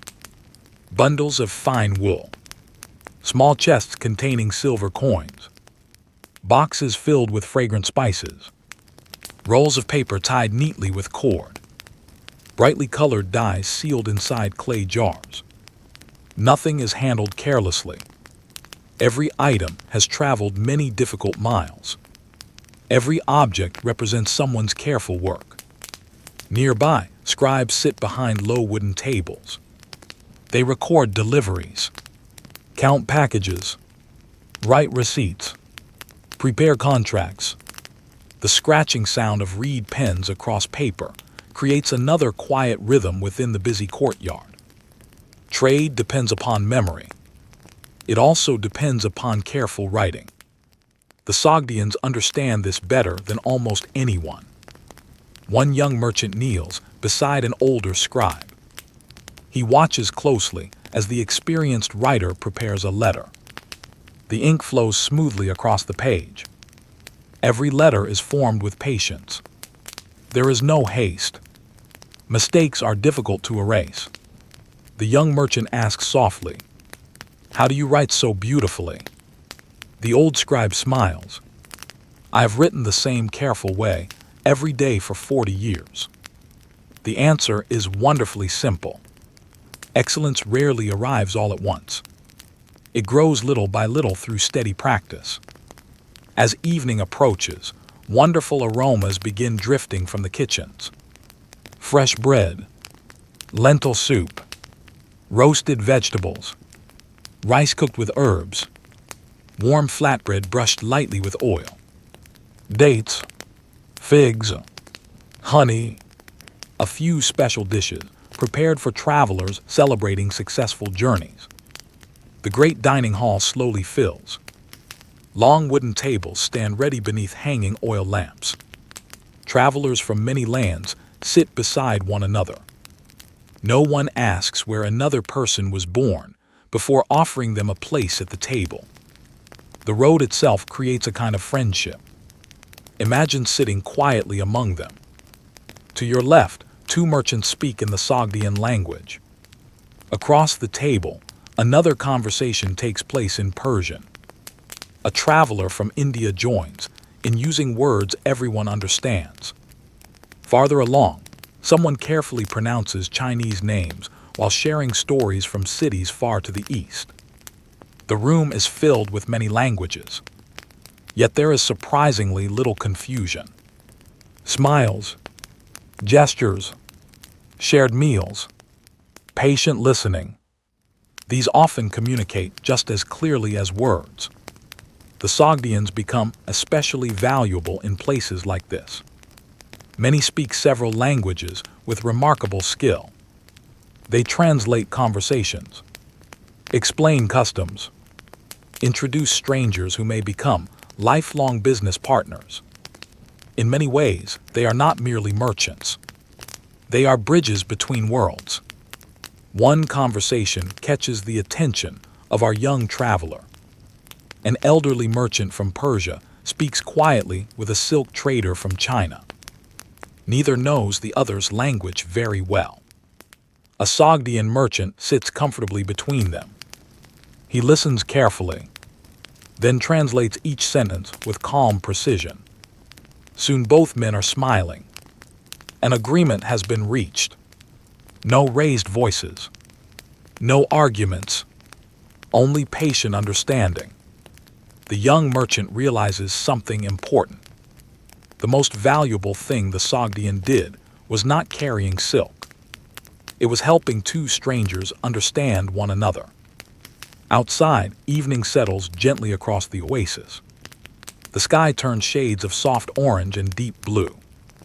Swallows dart gracefully above the rooftops before returning to their nests. The first evening stars appear. Within the courtyard, oil lamps are lit one after another. Their warm golden glow reflects softly from polished copper bowls and clay walls. The atmosphere becomes even more peaceful. After supper, no one rushes away. Some travelers remain seated, sharing stories from roads that stretch across half the known world. One speaks of snow-covered mountain monasteries. Another remembers green rice fields beyond distant rivers. Someone else describes the endless grasslands, where horsemen seem to ride beneath skis without end. Each story becomes another small window into a faraway place. Many listeners will never visit those lands. Yet through these gentle conversations, they travel there in their imaginations. Perhaps that is another gift of the Silk Road. Even those who stay in one place can still explore the world through the experiences of others. As the evening grows quieter, musicians arrive carrying simple instruments. A wooden flute, a small drum, a stringed lute polished smooth by years of use. They begin playing soft melodies that drift gently through the courtyard. The music is calm, unhurried, perfectly suited to travelers resting after long days upon dusty roads. Some close their eyes while listening. Others quietly hum familiar tunes learned many years earlier. No grand performance is needed. Only gentle music shared among friends. Our young merchant leans back against a wooden pillar. Above him, the stars now shine brightly over the open courtyard. He thinks about everything he has seen during the day. The gardens, the canals, the welcoming smiles, the busy market, the many languages spoken around a single table. He begins to understand why his father always said that every road leads to people, not simply places. The Silk Road is often remembered for silk, spices, precious stones, and gold. Yet those who lived upon it knew another truth. Its greatest treasure was trust. Without trust, caravans would never leave home. Without trust, letters would never reach distant families. Without trust, strangers would never become partners. Without trust, the long roads connecting Asia would slowly fall silent. The Sogdians carried goods across deserts and mountains. But more importantly, they carried trust from one city to another. And that quiet treasure would outlast countless fortunes. As the lamps burn lower and the conversations fade into gentle whispers, the caravanserai settles into peaceful silence. Outside its sturdy walls, the desert rests beneath a sky filled with countless stars, waiting patiently for another dawn and another procession of travelers who will continue the endless journey between east and west. Tomorrow, the road will call once again. Morning arrives gently over the caravanserai. The first light of dawn slips quietly across the high walls, touching the rooftops before reaching the wide courtyard below. The air is wonderfully cool, carrying the scent of damp earth, fresh bread, and the faint sweetness of flowering vines climbing along the inner walls. For a few peaceful moments, almost everything is still. A pigeon flutters down to the edge of a water trough. One of the camels lifts its head and blinks slowly. Somewhere beyond the walls, a rooster announces the beginning of another day. The world is waking once again. Imagine standing in the center of the courtyard. Yesterday evening, it was filled with voices from many lands. Now it feels almost like a monastery. Quiet, orderly, patient. A stable hand gently brushes the dust from a horse's coat. Another worker checks the leather straps on a camel's harness. In the kitchen, someone quietly rolls dough into thin circles before placing them against the hot inner walls of a clay oven. Within moments, the smell of fresh bread begins drifting through the cool morning air. One by one, the travelers emerge from their rooms. Some greet one another with warm smiles. Others simply nod in friendly silence. There is no need for many words. The road has already introduced them. Our young Sogdian merchant joins his father beside one of the long wooden tables. Breakfast is simple. Warm bread still carrying the heat of the oven. Fresh goat's cheese. A handful of dates. A small bowl of thick yogurt drizzled with fragrant honey. Cool water drawn from the well before sunrise. It is a modest meal. Yet after weeks of travel, it feels wonderfully satisfying. As they eat, more travelers gather nearby. A merchant from Persia unwraps a small parcel containing dried pistachios. Without hesitation, he offers them to those sitting around him. In return, another traveler shares sweet apricots gathered from a nearby orchard. A third passes around roasted almonds. No one carefully counts who has given more or less. Sharing food comes naturally here. Perhaps because everyone understands how uncertain long journeys can be. Today's guest may become tomorrow's host. After breakfast, the courtyard gradually fills with quiet activity. This is the hour when business begins. Not hurried bargaining. Not loud arguments. Simply careful conversations between people who have learned that trust grows slowly. Imagine walking beside a shaded veranda that overlooks the courtyard. Several merchants are seated on woven rugs spread neatly across the floor. Between them lie carefully folded fabrics. Small wooden boxes. Bundles wrapped in cloth. Scales made of polished bronze. Each meeting begins almost the same way. Not with prices. With conversation. How was your journey? How is your family? Has the harvest been good this year? Only after these questions have been answered does anyone begin discussing trade. To modern eyes, this might seem unusual. Would it not be faster to speak only about business? Perhaps, but the Sogdians believed that lasting trade depended upon lasting relationships. A deal completed in a single afternoon meant very little. A friendship lasting 30 years meant everything. The young merchant watches carefully. His father is meeting an older trader from the eastern regions. They have known one another for many years. Neither appears eager to rush toward an agreement. Instead, they laugh softly while remembering an old journey together. Do you remember the spring when snow blocked the mountain pass? The older merchant smiles. I remember sleeping beside the road for 3 nights. And the shepherd who shared his fire. I have never forgotten his kindness. Only after sharing these memories do they slowly unwrap the goods they have brought. One bundle contains bolts of fine silk. The fabric catches the morning light like calm water. Another holds beautifully woven wool cloth from the western lands. Nearby sits a small chest filled with polished glass vessels. Their delicate surfaces sparkle gently whenever sunlight touches them. Each object has traveled an astonishing distance. The silk may have begun its journey thousands of miles to the east. The glass perhaps came from workshops far to the west. The wool crossed mountains. The spices resting nearby sailed rivers before joining caravans upon the road. The marketplace of the Silk Road is unlike any other. It is not simply one country trading with another. It is the meeting place of entire worlds. As the morning continues, scribes become busy once again. Imagine entering a quiet room near the entrance of the caravanserai. Several low desks stand side by side. Sheets of paper are stacked neatly upon wooden shelves. Clay jars hold fresh ink. Bundles of reed pens wait beside smooth polishing stones.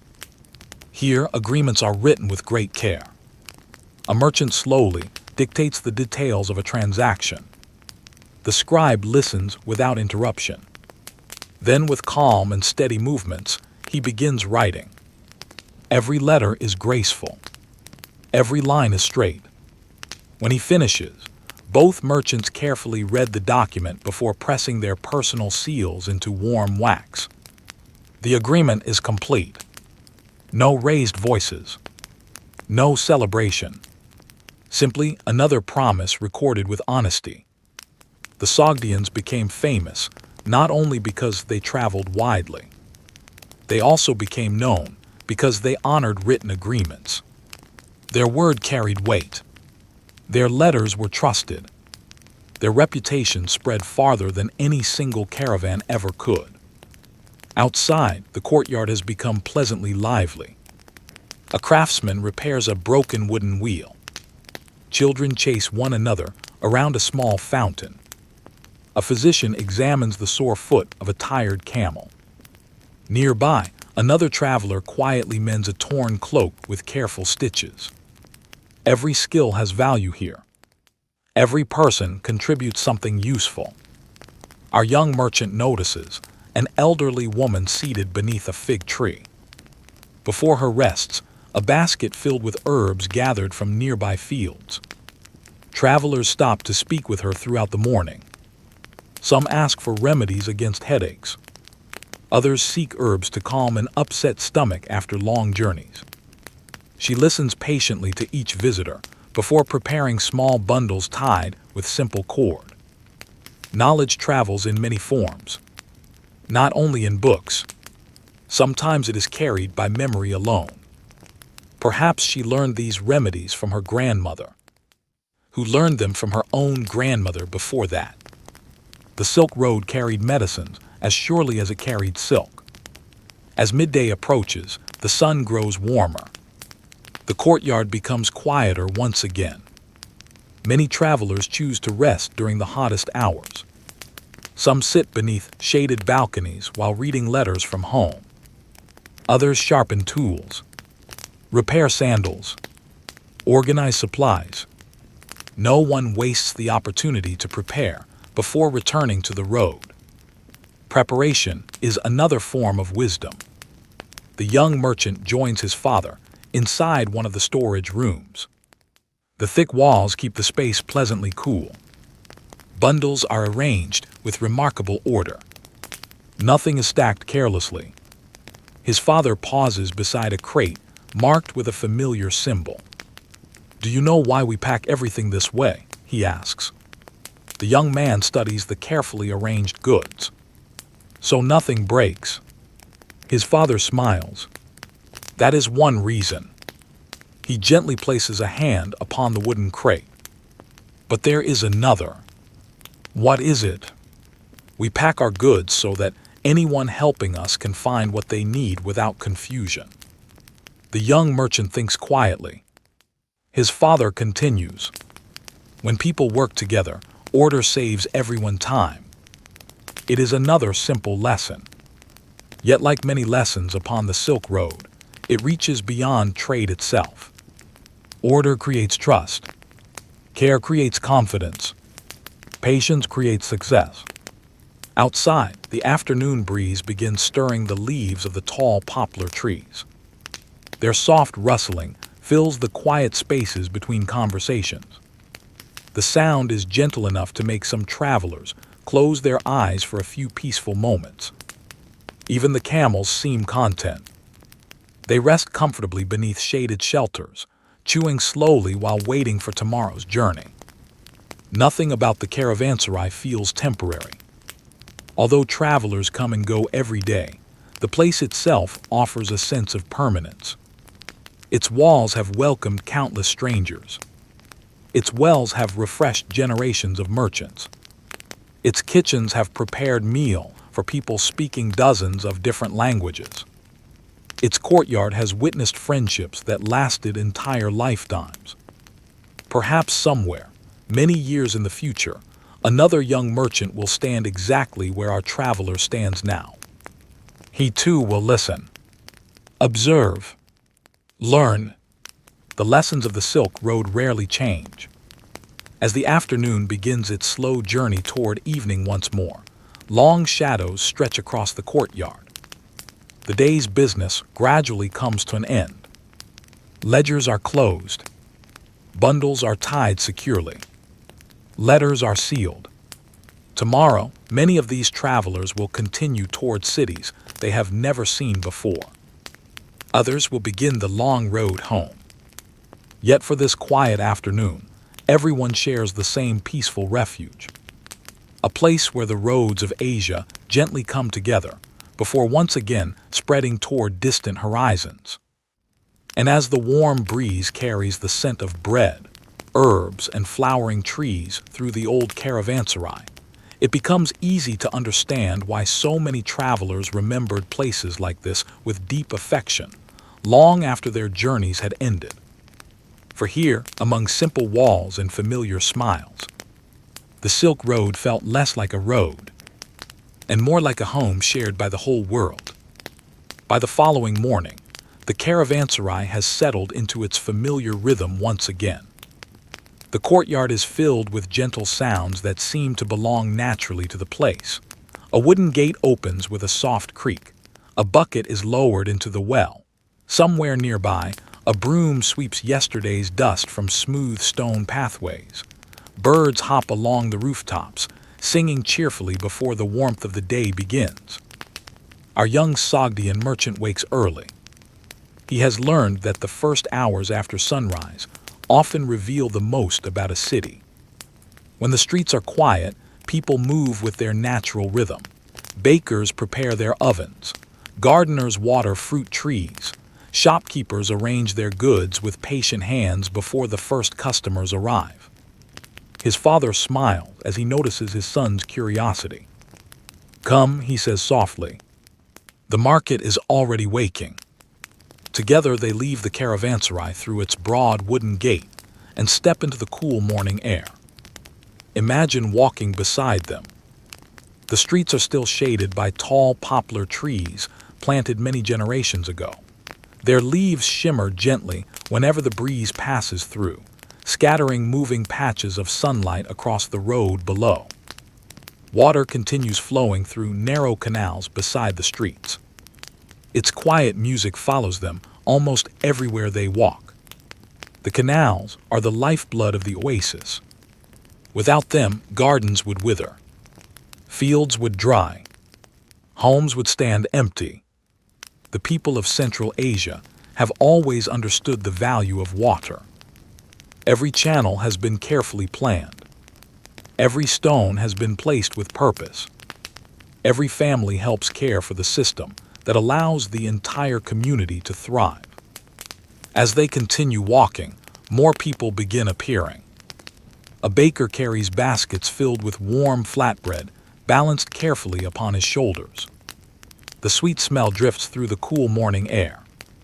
Children carrying small clay jugs hurry toward the public well, laughing quietly together. A shepherd guides several goats through a narrow side street toward fresh pasture beyond the town walls. Nearby, an elderly woman opens the wooden shutters of her small shop.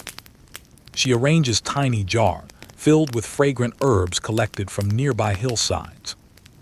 Bundles of mint, dried chamomile, sweet fennel, coriander.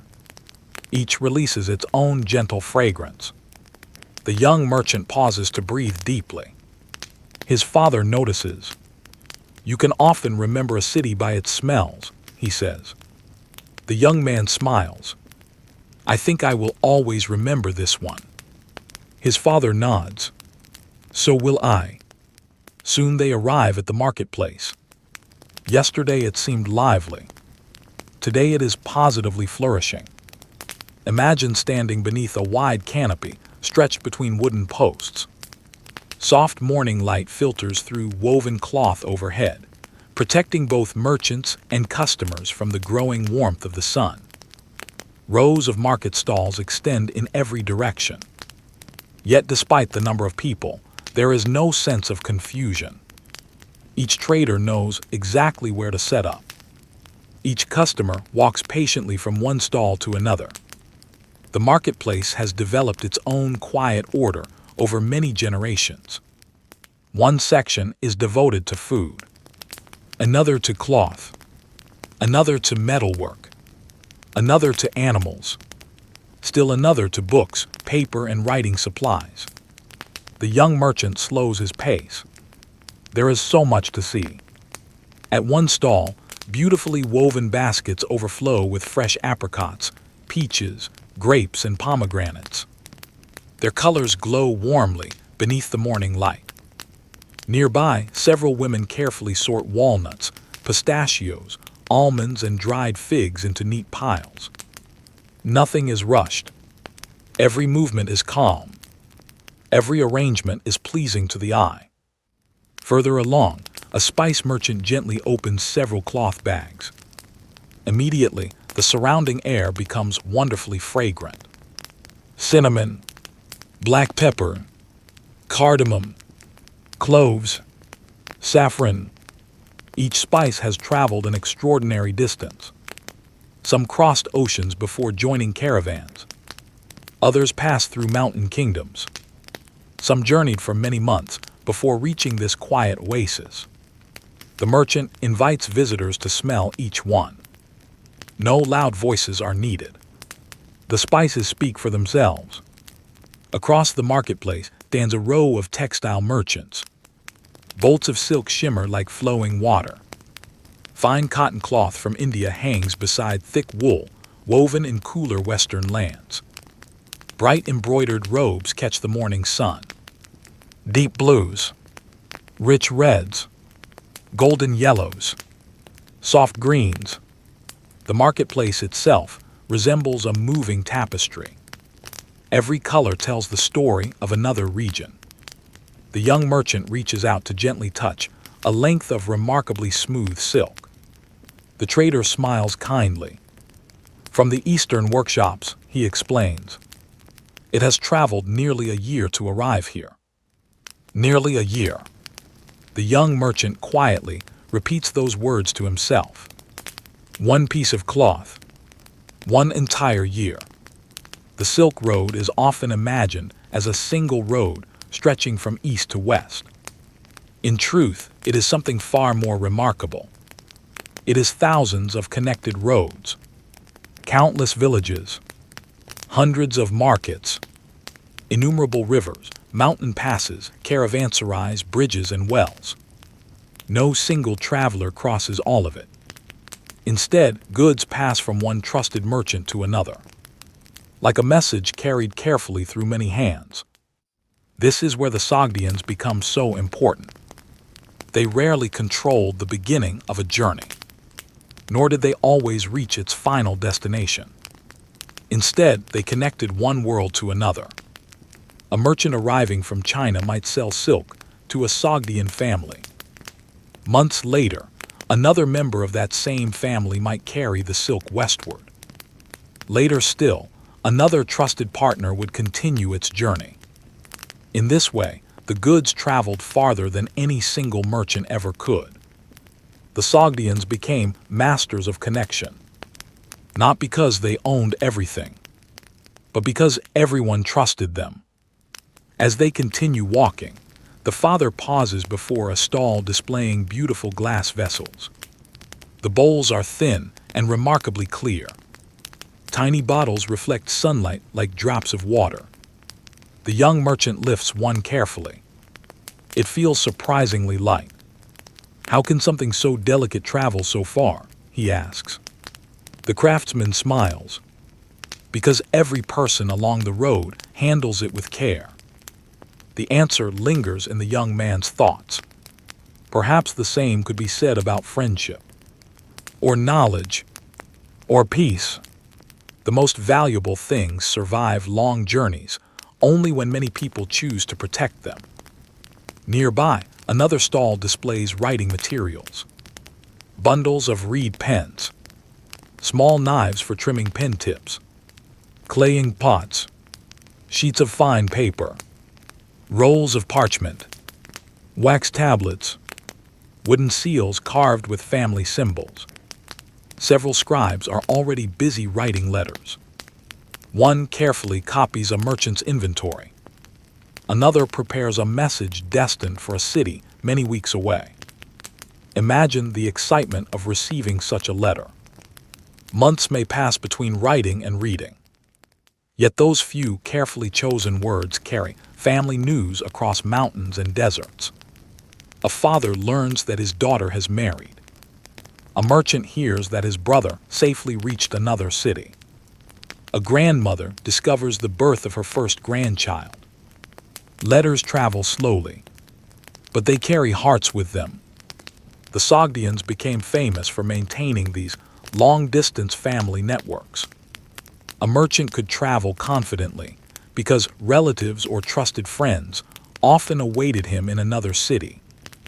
These communities stretched across much of Central Asia and into China. Although separated by hundreds or even thousands of miles, they remained connected through regular letters, shared traditions, and enduring trust. In many ways, the Silk Road was held together not simply by trade, but by families.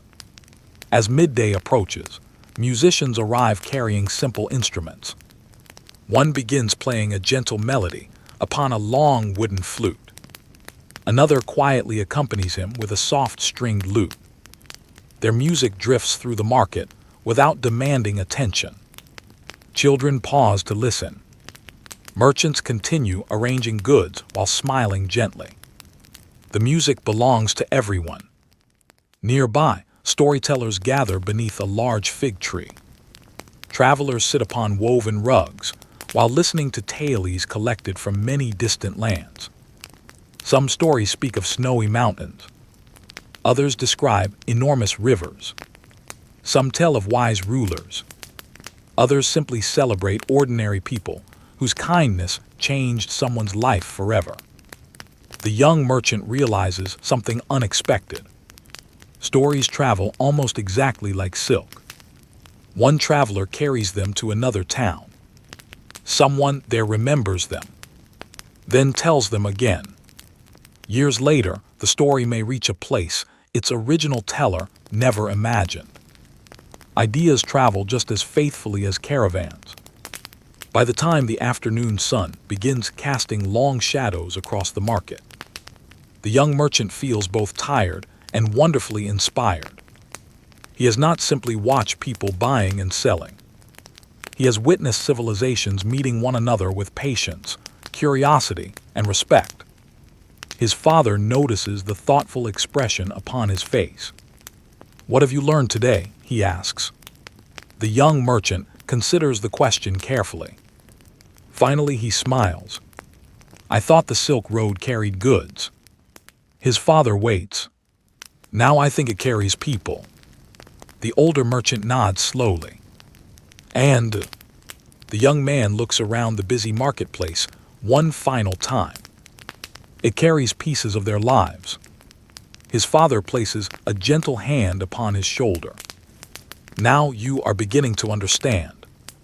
Together, they begin the quiet walk back toward the caravanserai as the afternoon breeze stirs the leaves overhead. Behind them, The marketplace continues its peaceful rhythm.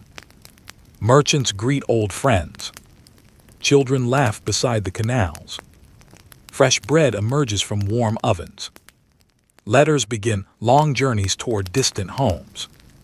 And somewhere beyond the town walls, another caravan is already appearing upon the horizon, bringing with it new goods, new stories, and new friendships.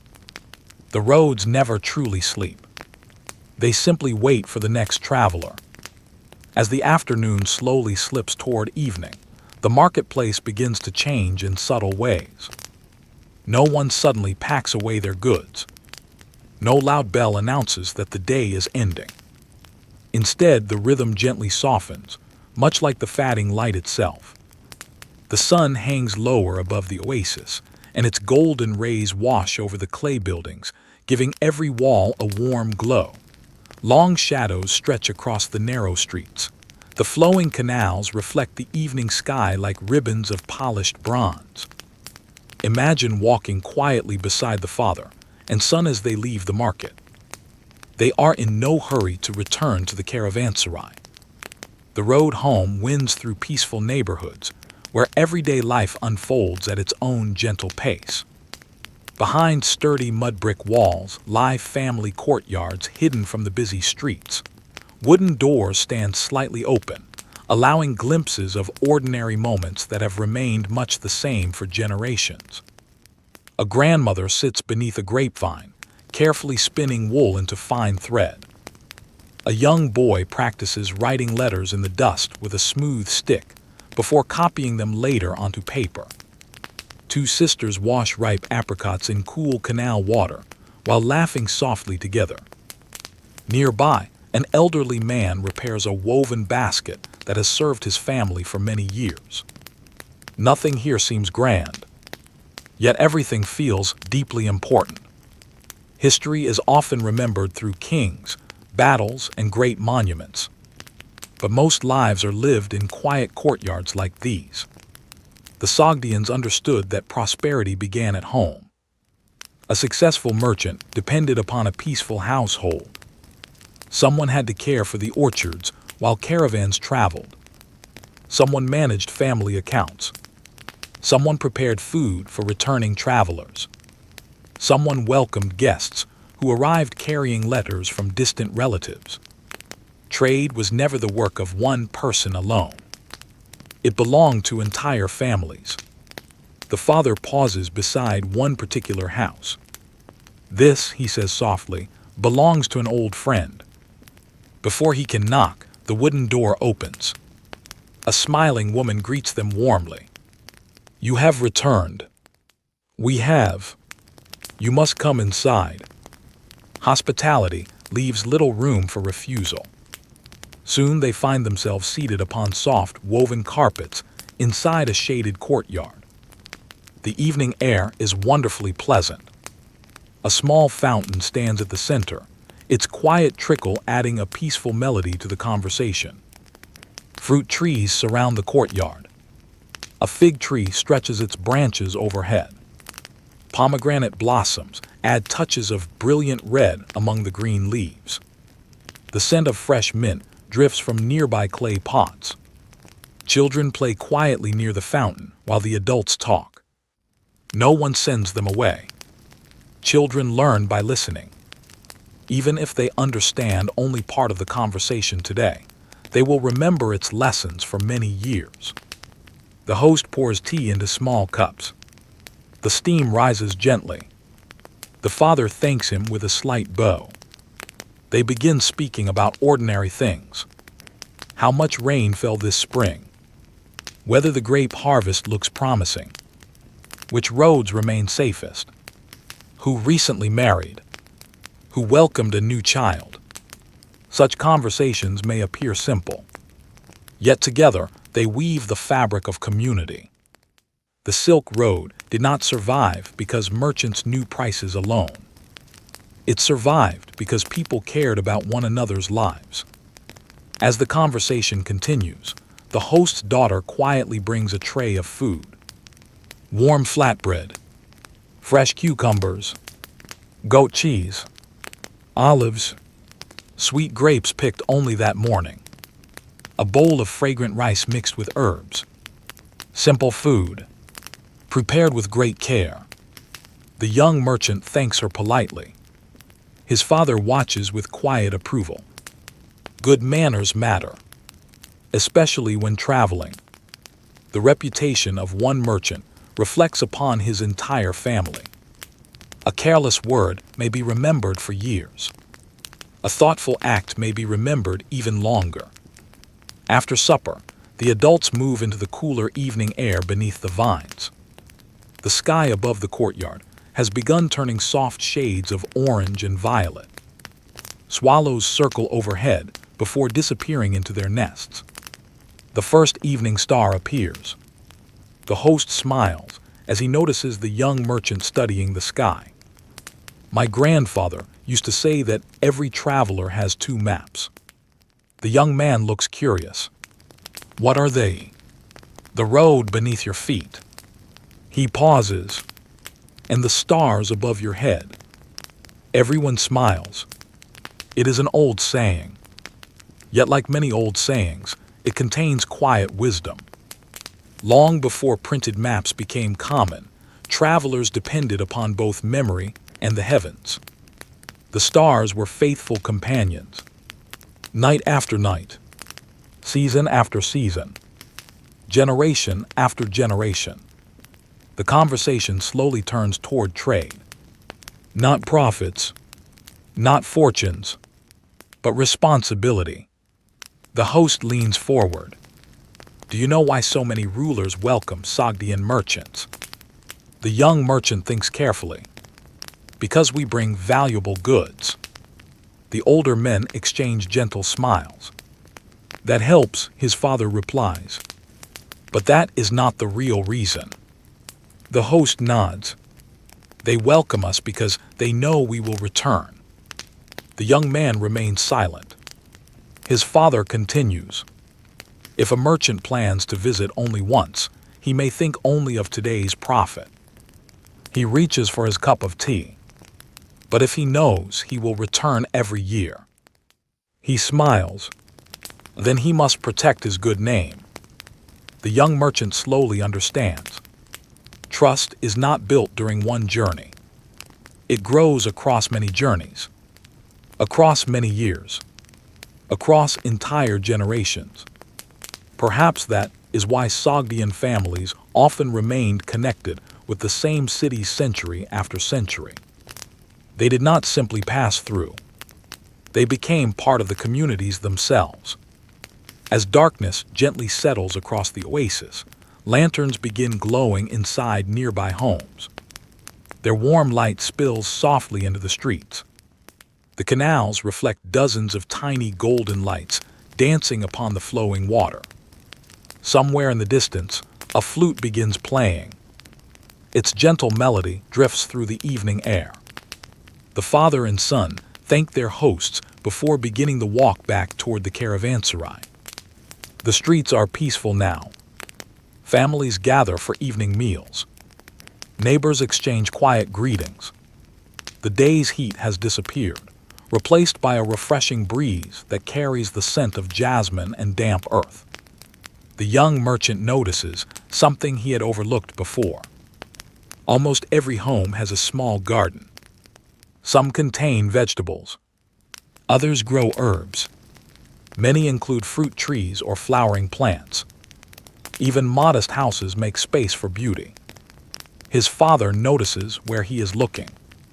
When people travel often, he says softly, they learn to treasure home. The young man nods. He understands. After weeks crossing deserts, even the smallest garden must seem like paradise. Perhaps that is why Sogdian homes were often filled with greenery, flowing water, and welcoming courtyards. They created peaceful places between long journeys. Soon the familiar walls of the caravanserai appear ahead. Inside, new caravans have arrived during the afternoon. Fresh camels rest in the courtyard. Strangers greet one another over shared meals. Bundles of goods await tomorrow's inspection. The road never truly stands still. While one caravan rests, another departs. While one letter arrives, another begins its long journey. While one friendship is renewed, another quietly begins. Our young merchant pauses for a moment before entering through the great wooden gate. He turns to look back toward the softly glowing streets of the oasis. Only a few days ago, it had been an unfamiliar place. Already it feels welcoming. Already he recognizes faces. Already he understands why his father always spoke of these towns with such affection. They are not merely places to trade. They are places to belong. As night settles gently over the oasis, and the stars return one by one to the clear Central Asian sky, another peaceful day upon the Silk Road comes quietly to its end. Tomorrow, the journey will continue beyond the comfort of this green refuge, deeper into the vast network of roads that connected kingdoms, languages, and cultures. But tonight, within the shelter of the caravanserai, surrounded by trusted friends and familiar voices, the world feels wonderfully small. And somewhere beyond the dark horizon, countless other travelers are looking up at the very same stars, following the same ancient roads, each carrying a small piece of the world's story toward the next waiting city. The night is calm. Inside the caravanserai, the last conversations of the evening fade into gentle whispers before disappearing altogether. Oil lamps continue to glow beneath the covered walkways, their small flames dancing softly whenever a cool breeze wanders through the open courtyard. Above the walls, the sky is wonderfully clear. Countless stars stretch from one horizon to the other. Without the bright lights of modern cities, the heavens appear almost impossibly full. Every familiar constellation shines with remarkable clarity. The pale ribbon of the Milky Way arches overhead, reminding every traveler that they are only a small part of a much larger world. Imagine lying upon a simple woven blanket beside the quiet courtyard. The stone beneath you still holds a little warmth from the day's sunshine. Nearby, a camel sighs softly before settling into sleep. A horse flicks its tail. Somewhere beyond the walls, a night bird calls only once. Then silence returns.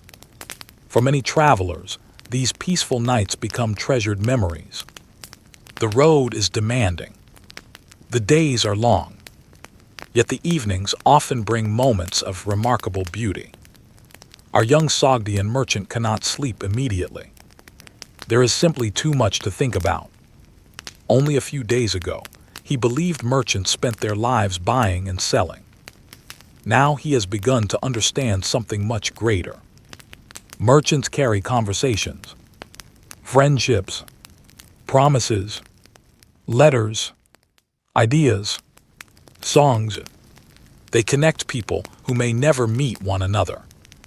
The Silk Road is woven together not only by roads but by trust. As he watches the stars, quiet footsteps approach. It is the older caravan leader, the silver-haired merchant who has crossed these roads for more years than anyone can easily remember. He notices that the young man is awake. The stars are difficult to ignore, the older man says with a gentle smile. The young merchant nods. They seem brighter here. They are. The older traveler sits beside him. For several moments, neither says anything. There is no need. The silence itself is comfortable. Finally, the older merchant points toward the northern sky. When I was your age, he says quietly, my father taught me those stars. The young merchant follows his hand. He told me that roads may disappear beneath snow. He points toward another part of the sky. Rivers may change their course. Then toward the bright northern stars. But these, he smiles softly, these have guided travelers since long before our grandfathers were born. The young merchant studies the heavens with fresh appreciation. We trust the stars. Yes, and we trust the roads. Most days, the older merchant laughs gently. Then his expression grows thoughtful. But more than either of those, he pauses. We trust one another. Those simple words remain in the cool night air. The young merchant realizes they describe nearly everything he has witnessed since leaving home. Without trusted companions, a caravan would never leave the city. Without trusted guides, travelers would lose their way. Without trusted families waiting in distant towns, merchants would have nowhere to stay. Trust is the invisible road beneath every visible road. Eventually, both men grow quiet once more. The older merchant rises. Sleep well. And you. Tomorrow will bring another day of walking. Another day of learning. Another day upon the endless roads of Central Asia. Before long, the entire caravanserai rests peacefully beneath the stars. The first light of dawn arrives almost unnoticed. A faint silver glow appears beyond the eastern walls. Birdsong slowly replaces the quiet voices of the night. Somewhere nearby, bread is already baking. The familiar scent drifts gently across the courtyard. One by one, travelers begin preparing for departure. Not everyone will leave today. Some caravans still have business to complete. Others must wait for companions arriving from distant roads. Our caravan, however, is preparing to continue its journey. The camels kneel patiently, while their loads are carefully secured once again. Leather straps are tightened. Water skins are filled until every drop is accounted for. Bundles are counted. Letters are tucked safely into waterproof pouches. Nothing is forgotten. The caravan leader walks slowly from one animal to the next. He rarely gives long instructions. A quiet nod here. A small adjustment there. Everyone already understands their responsibilities. Years of experience have made preparation almost effortless. The keeper of the caravanserai approaches carrying a small cloth bundle. For the road, he says warmly. Inside are fresh loaves of bread, dried apricots, and several handfuls of roasted almonds. The caravan leader accepts the gift with gratitude. You are too generous. The innkeeper smiles. Perhaps another traveler will one day do the same for my son. There it is again. The quiet understanding that kindness travels farther than any caravan. A favor offered today may return many years later in another place, through another person. The great wooden gates slowly swing open. Morning sunlight pours into the courtyard. One after another, the camels rise to their feet. The familiar bells begin their peaceful rhythm. Step, step, step. The caravan leaves the safety of the oasis behind. Several townspeople wave from the roadside. Children smile as the long line of travelers disappears toward the open plain. Some of those children dream of becoming merchants themselves one day. Others will become farmers, potters, carpenters, writers, teachers. Yet all of them understand that the caravans bring something precious. Not merely goods. Connection. The road ahead stretches across gently rolling land. Behind them, the green oasis gradually grows smaller. Soon only the tallest poplar trees remain visible above the horizon. Then even they disappear. Once again, the open landscape surrounds the travelers. The morning breeze carries the scent of dry grass. Larks sing overhead. Far away, small herds of wild horses move gracefully across the plain. The caravan settles into its familiar rhythm. Walking, resting, walking again, hour after hour. No one complains. There is comfort in routine. The young merchant now notices details he would have overlooked only days earlier. The direction of the wind. the shape of distant clouds, the color of the soil beneath his feet, even the footprints left by earlier caravans. Each tells a small story. Sometimes the prints reveal that another caravan passed only yesterday. Sometimes they have already begun fatting beneath wind-blown dust. The road remembers everyone for a little while, then quietly lets them go. By midday, the caravan pauses beside a small grove of trees growing around a natural spring.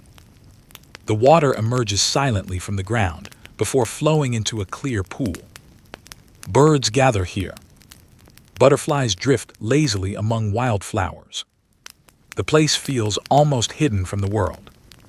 The travelers refill their water skins. Some wash the dust from their faces. Others simply sit beneath the shade, enjoying the cool breeze. The young merchant notices an elderly shepherd approaching with several sheep. The man smiles kindly. Without hesitation, the caravan invites him to share their meal. He accepts with quiet gratitude. Together they eat fresh bread, dried fruit, cheese, and nuts beneath the trees. The shepherd speaks about the nearby hills. He points toward a narrow valley visible in the distance. A faster road passes there, he says. The caravan leader listens politely. Do you use it? The shepherd shakes his head. Not anymore. Why not? The spring beyond it has nearly dried. The caravan leader nods thoughtfully. He will remember this. The shorter road is no longer the better road. Another lesson quietly joins the many already gathered during the journey. Sometimes wisdom is simply knowing which path not to take. When the meal is finished, the shepherd continues toward his flock. The caravan prepares to move once again.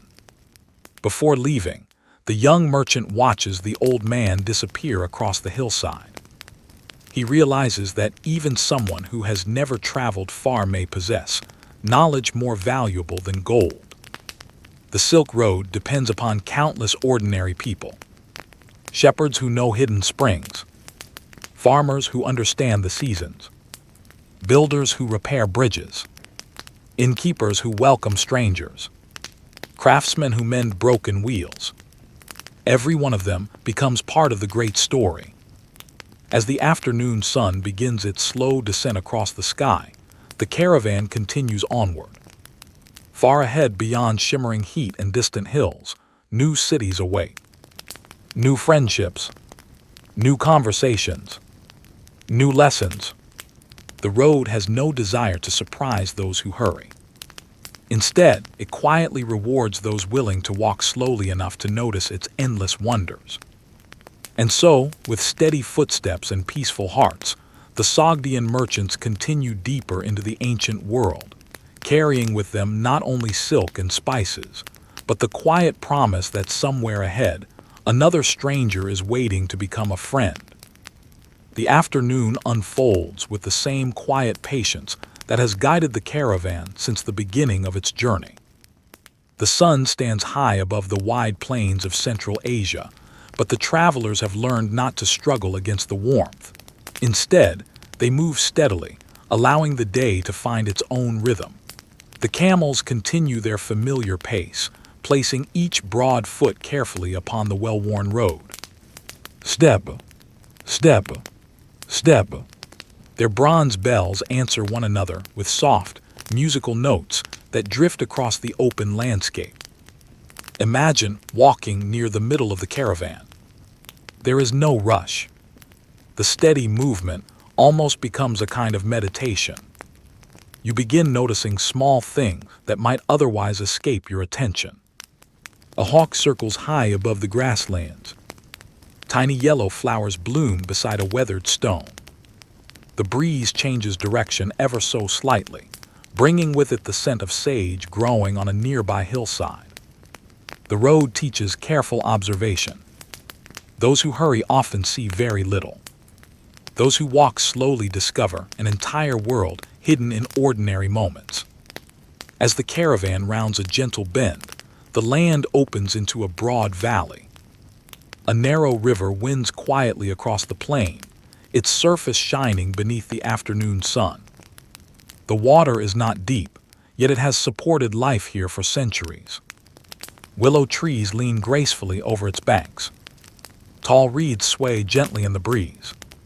Small birds dart among them, disappearing almost as quickly as they appear. The caravan leader raises his hand. The long line gradually comes to a halt. "This is a good place to rest," he says. No one questions the decision. The older merchants have learned to trust his judgment. The younger travelers are beginning to understand why. The animals make their way toward the water. Camels kneel comfortably beneath the shade of several large trees. The horses lower their heads eagerly to drink from the cool river. Nearby, several merchants spread simple woven blankets across the grass. Soon, the quiet sounds of another peaceful afternoon begin to fill the valley. Water flowing gently over smooth stones. Leaves whispering above. Birds calling from hidden branches. The soft clink of cooking pots being unpacked. Imagine sitting beneath one of the willows. The shade feels wonderfully cool after the warmth of the road. A gentle breeze brushes across your face. Above, long green branches move almost like slow waves upon the sea. For a few moments, it is easy to forget that hundreds of miles still lie ahead. The father and son prepare a simple midday meal. Fresh bread from the oasis. Goat cheese wrapped carefully in cloth. A handful of walnuts. Several ripe figs. Cool water from the river. Nothing elaborate. Yet the meal feels complete. The young merchant notices that everyone seems content with simple food. His father smiles. "When you travel long enough," he says quietly, "you begin to appreciate ordinary things." The young man looks at the bread in his hands. "I think I understand." His father nods. A loaf of fresh bread can become a feast after many days upon the road. The lesson reaches beyond food. The road changes the way people see the world. Comfort becomes precious. Kindness becomes unforgettable. Even a shady tree beside a quiet river becomes something to treasure. While the travelers rest, one of the older merchants removes a carefully folded map from a leather case. It is not a map like those found in modern books. Instead, it is a hand-drawn guide created over many years. Important rivers are marked. Mountain passes. Large cities. Reliable wells. Dangerous stretches of road. The younger merchants gather around with quiet interest. The old merchant traces one weathered finger across the parchment. "Here is where we have been." He points toward the oasis they left that morning. "And here," his finger moves farther east, "is where we hope to arrive before the next full moon." The distance seems enormous, yet no one appears discouraged. Long journeys are measured differently. Not by miles, by days, by seasons, by safe arrivals. One young traveler asks, "Have you walked every road shown here?" The old merchant laughs softly. "No." He folds the map carefully. "No one has." The younger merchants look surprised. The Silk Road is far too large for one lifetime. He gazes toward the distant horizon. "My father showed me roads that his father had taught him." He smiles gently. "And perhaps one day I will show them to someone else." Knowledge, like trade, passes quietly from one generation to the next. The afternoon continues peacefully. Several travelers wash dust from their clothes in the river. Others repair leather sandals worn by many weeks of walking. One merchant quietly sharpens the blade of a small knife used for cutting rope. Nearby, another carefully oils the wooden wheels of a supply cart. Every task seems ordinary, yet each helps prepare the caravan for tomorrow. The Silk Road rewards preparation. Neglecting small problems often leads to larger ones. A loose strap today may become a broken load tomorrow. A dull knife may waste valuable time. An empty water skin may become a serious mistake. The Sogdians became respected partly because they paid attention to small details. They believed careful work today created peaceful journeys tomorrow. As the sun begins its slow descent, several local fishermen appear along the riverbank. They carry simple, woven nets over their shoulders. One recognizes the caravan leader immediately.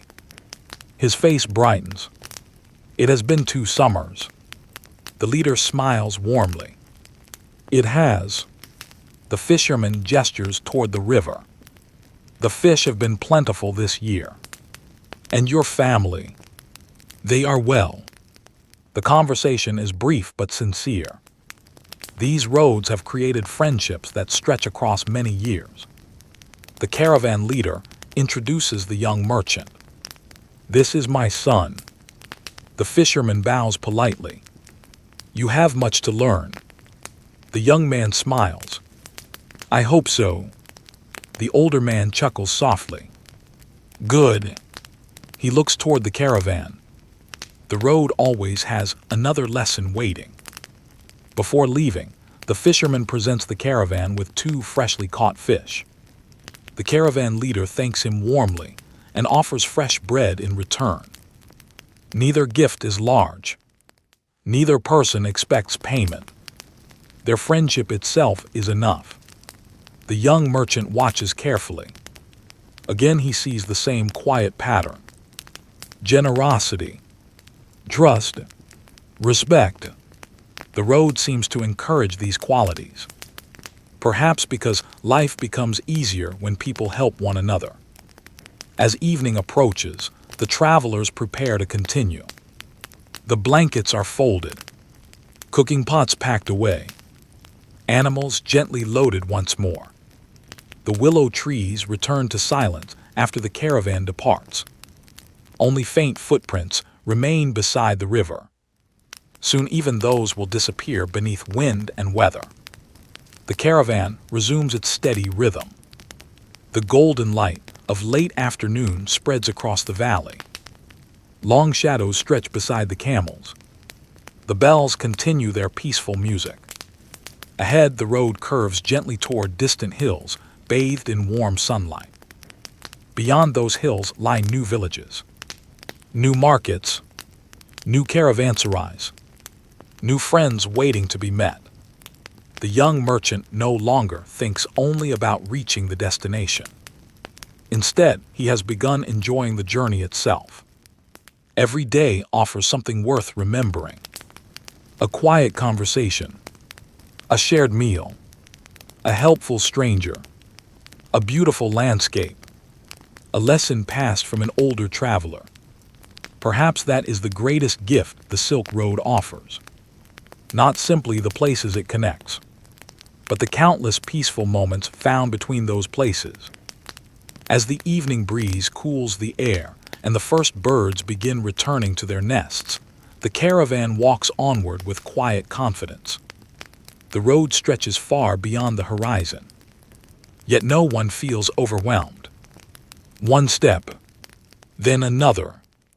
The same gentle rhythm that has carried generations of Sogdian merchants across Asia continues beneath the fading light, promising that tomorrow, like today, will bring another quiet story waiting patiently along the ancient road. Evening settles gently across the valley. The bright colors of the afternoon slowly soften into warm shades of amber and rose. The river reflects the changing sky like polished glass, while the distant hills become quiet blue shapes resting against the horizon. The caravan continues for another hour. No one speaks very much now. The steady rhythm of walking has become almost peaceful enough to replace conversation. The bells hanging from the camels sway gently. Step, step, step. The sound has accompanied the travelers for so many days that they hardly notice it anymore. Yet if it were to disappear, they would miss it immediately. Some sounds become part of a journey. The soft ringing of bronze bells, the whisper of leather straps, the quiet murmur of flowing water whenever the road meets a stream, the crackling of evening fires, the wind moving through tall grasses. These become the music of the Silk Road. The caravan leader studies the landscape carefully. The sun is dropping toward the western horizon. It will soon be time to stop for the night. He is in no hurry to choose a campsite. Experience has taught him that a few extra moments spent searching often reward the entire caravan with a safer, more comfortable evening. He scans the valley. A small grove of poplar trees catches his attention. Nearby, a spring emerges from the rocky hillside before flowing into a narrow pool. The ground is dry enough for sleeping. The trees offer shelter from the night breeze. "It will do," he says quietly. The caravan slowly leaves the road and enters the peaceful clearing. Almost immediately, everyone begins working together. There is no confusion. Every traveler already knows the familiar routine.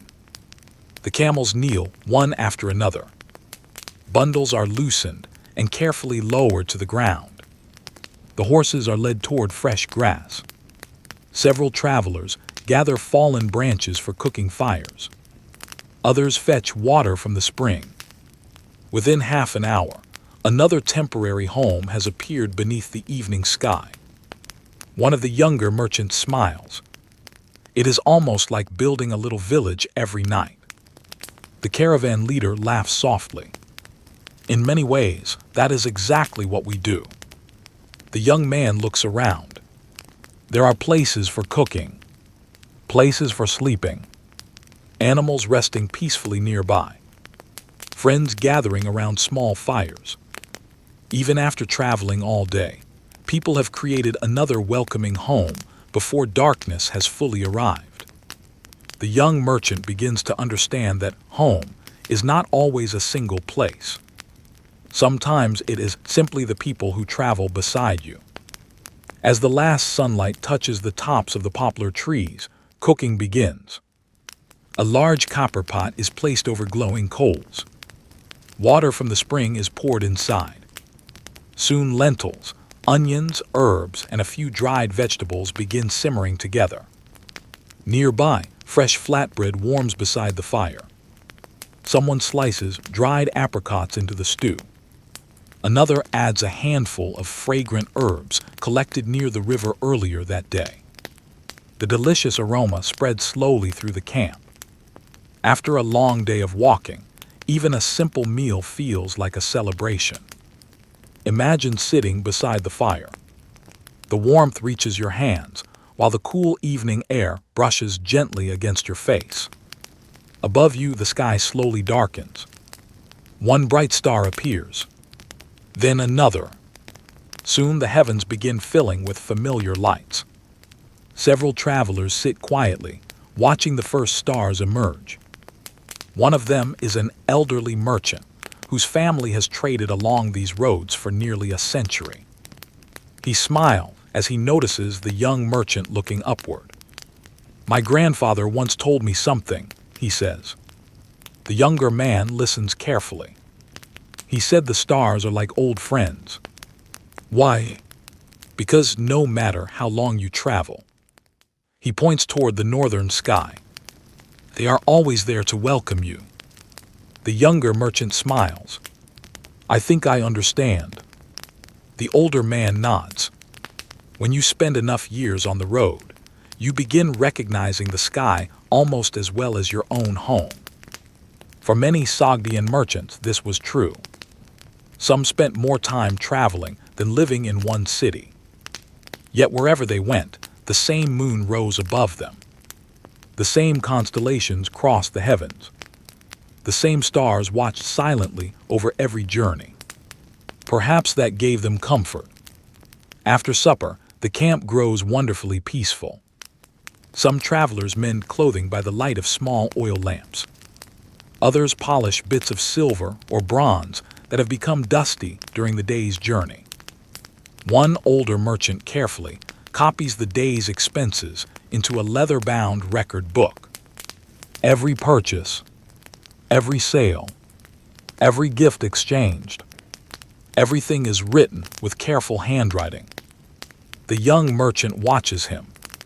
You remember every detail. The old merchant smiles. I remember most. He taps the open page. But paper remembers everything. The younger man laughs quietly. Another lesson. Memory is valuable. Writing makes memory stronger. Across the camp, a small group has gathered around another fire. One traveler carries a beautifully carved wooden lute. Its polished surface reflects the flickering flames. He gently begins playing. The melody is slow and peaceful. It is not meant for dancing. It is meant for listening, for remembering, for ending the day with quiet thoughts. Soon another traveler joins him with a reed flute. The two instruments blend together beautifully. Their music drifts softly through the night air, mixing with the gentle crackle of burning wood. No audience applauds. No one performs for praise. The music simply belongs to the evening. The young merchant closes his eyes. He thinks about the people he has already met during the journey. The innkeeper who welcomed strangers as old friends. The shepherd who shared knowledge of hidden springs. The fisherman who exchanged fresh fish for bread. The herb seller arranging tiny bundles each morning. The scribes patiently copying letters. The children playing beside quiet canals. None of them were famous, yet each helped keep the Silk Road alive. History often remembers emperors, but roads are built by ordinary people, maintained by ordinary people, traveled by ordinary people. The Sogdians understood this better than most. They respected kings when necessary, but they valued honest farmers, reliable craftsmen, helpful guides, friendly innkeepers. Because without those people, no caravan could travel very far. As the music slowly fades, conversation becomes softer. Several merchants begin sharing memories of earlier journeys. One recalls seeing snow-covered mountains glowing pink beneath sunrise. Another remembers sailing briefly across the great inland sea known as the Caspian. A third describes the enormous city of Chang'an far to the east, where streets seemed endless and markets stretched farther than the eye could see. The young merchant listens with quiet fascination. Every story widens his understanding of the world. His own journey has only begun. Yet already he feels connected to places he has never visited. That is another gift of the Silk Road. It teaches people that the world is both enormous and surprisingly close. Long after the conversations have ended, many travelers remain awake simply watching the fire. The glowing embers shift quietly beneath the ashes. Tiny sparks rise into the darkness before disappearing among the stars. The cool night breeze carries the scent of wood smoke, wild grasses, and the clear spring nearby. Eventually, the caravan leader stands. We should rest. Tomorrow brings another long day.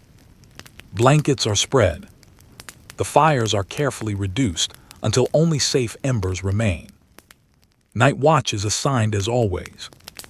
Not because danger is expected, simply because careful people prepare for every possibility. One by one, the travelers settle beneath the open sky. The young merchant looks upward one last time before closing his eyes. The stars seem brighter tonight. Or perhaps he has simply learned to notice them better. Around him, the camp grows still. The camels rest peacefully. The horses breathe quietly. The spring continues its endless song over smooth stones. Somewhere far beyond the dark horizon, other caravans are making camp beneath the very same stars. Some travel east, others west.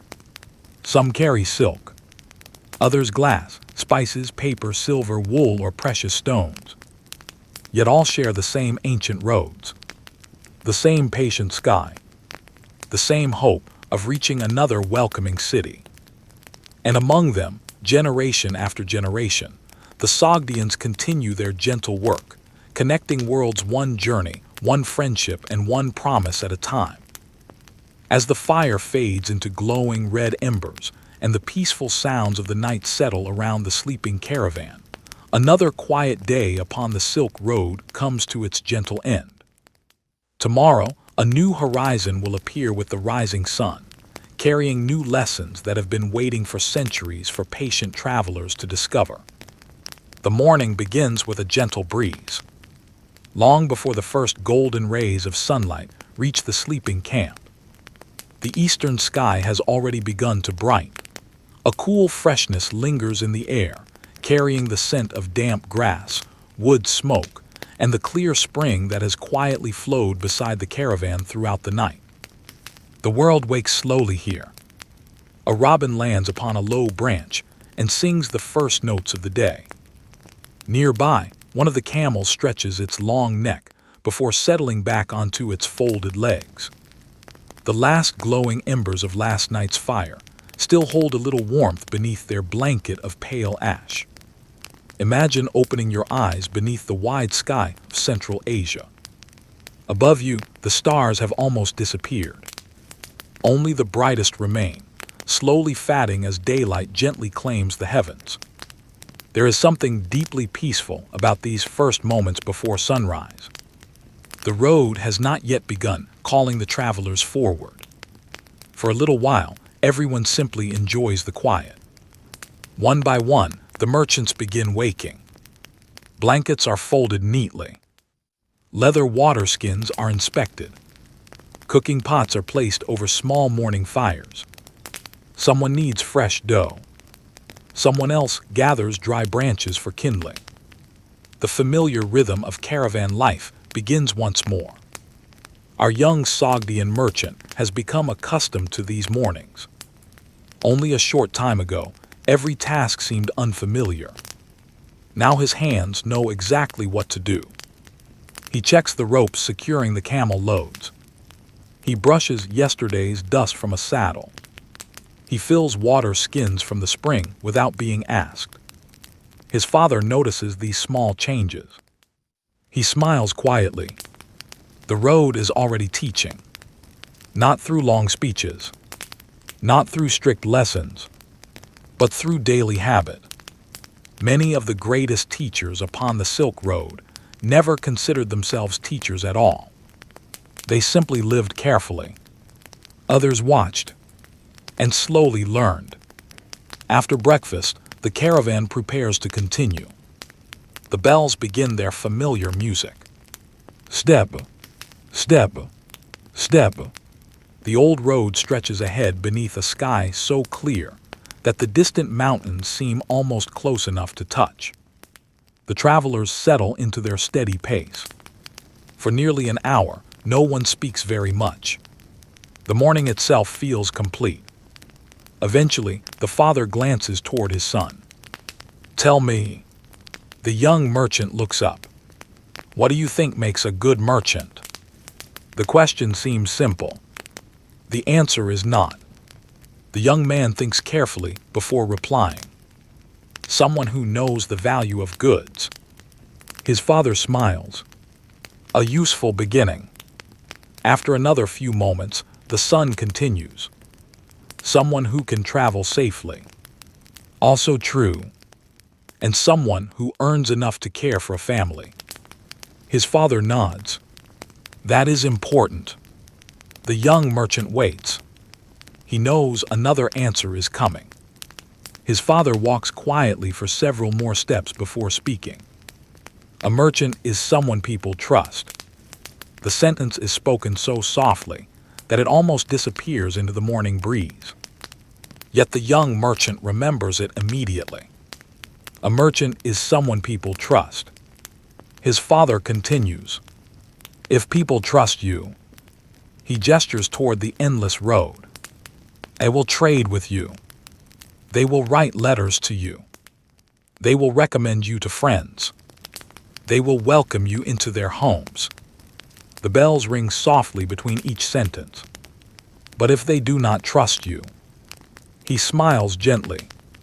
"Then even a chest full of gold cannot help you." The young merchant lowers his eyes thoughtfully. It is not the answer he expected. He had imagined merchants measuring wealth by silk, silver, and spices. Instead, his father speaks about character. Perhaps the two cannot truly be separated. As the morning grows warmer, the caravan reaches a gently rolling hillside covered with wild grasses. The road widens here. Several smaller paths meet before continuing eastward. The caravan leader pauses for a moment. He studies the different roads with calm eyes. "This place," he says quietly, "has always been busy." The younger merchants look around. Nothing seems unusual. Only open countryside. Only gently waving grass. The older merchant smiles. "You cannot always see history." He points toward the crossing paths. "For hundreds of years, people have met here.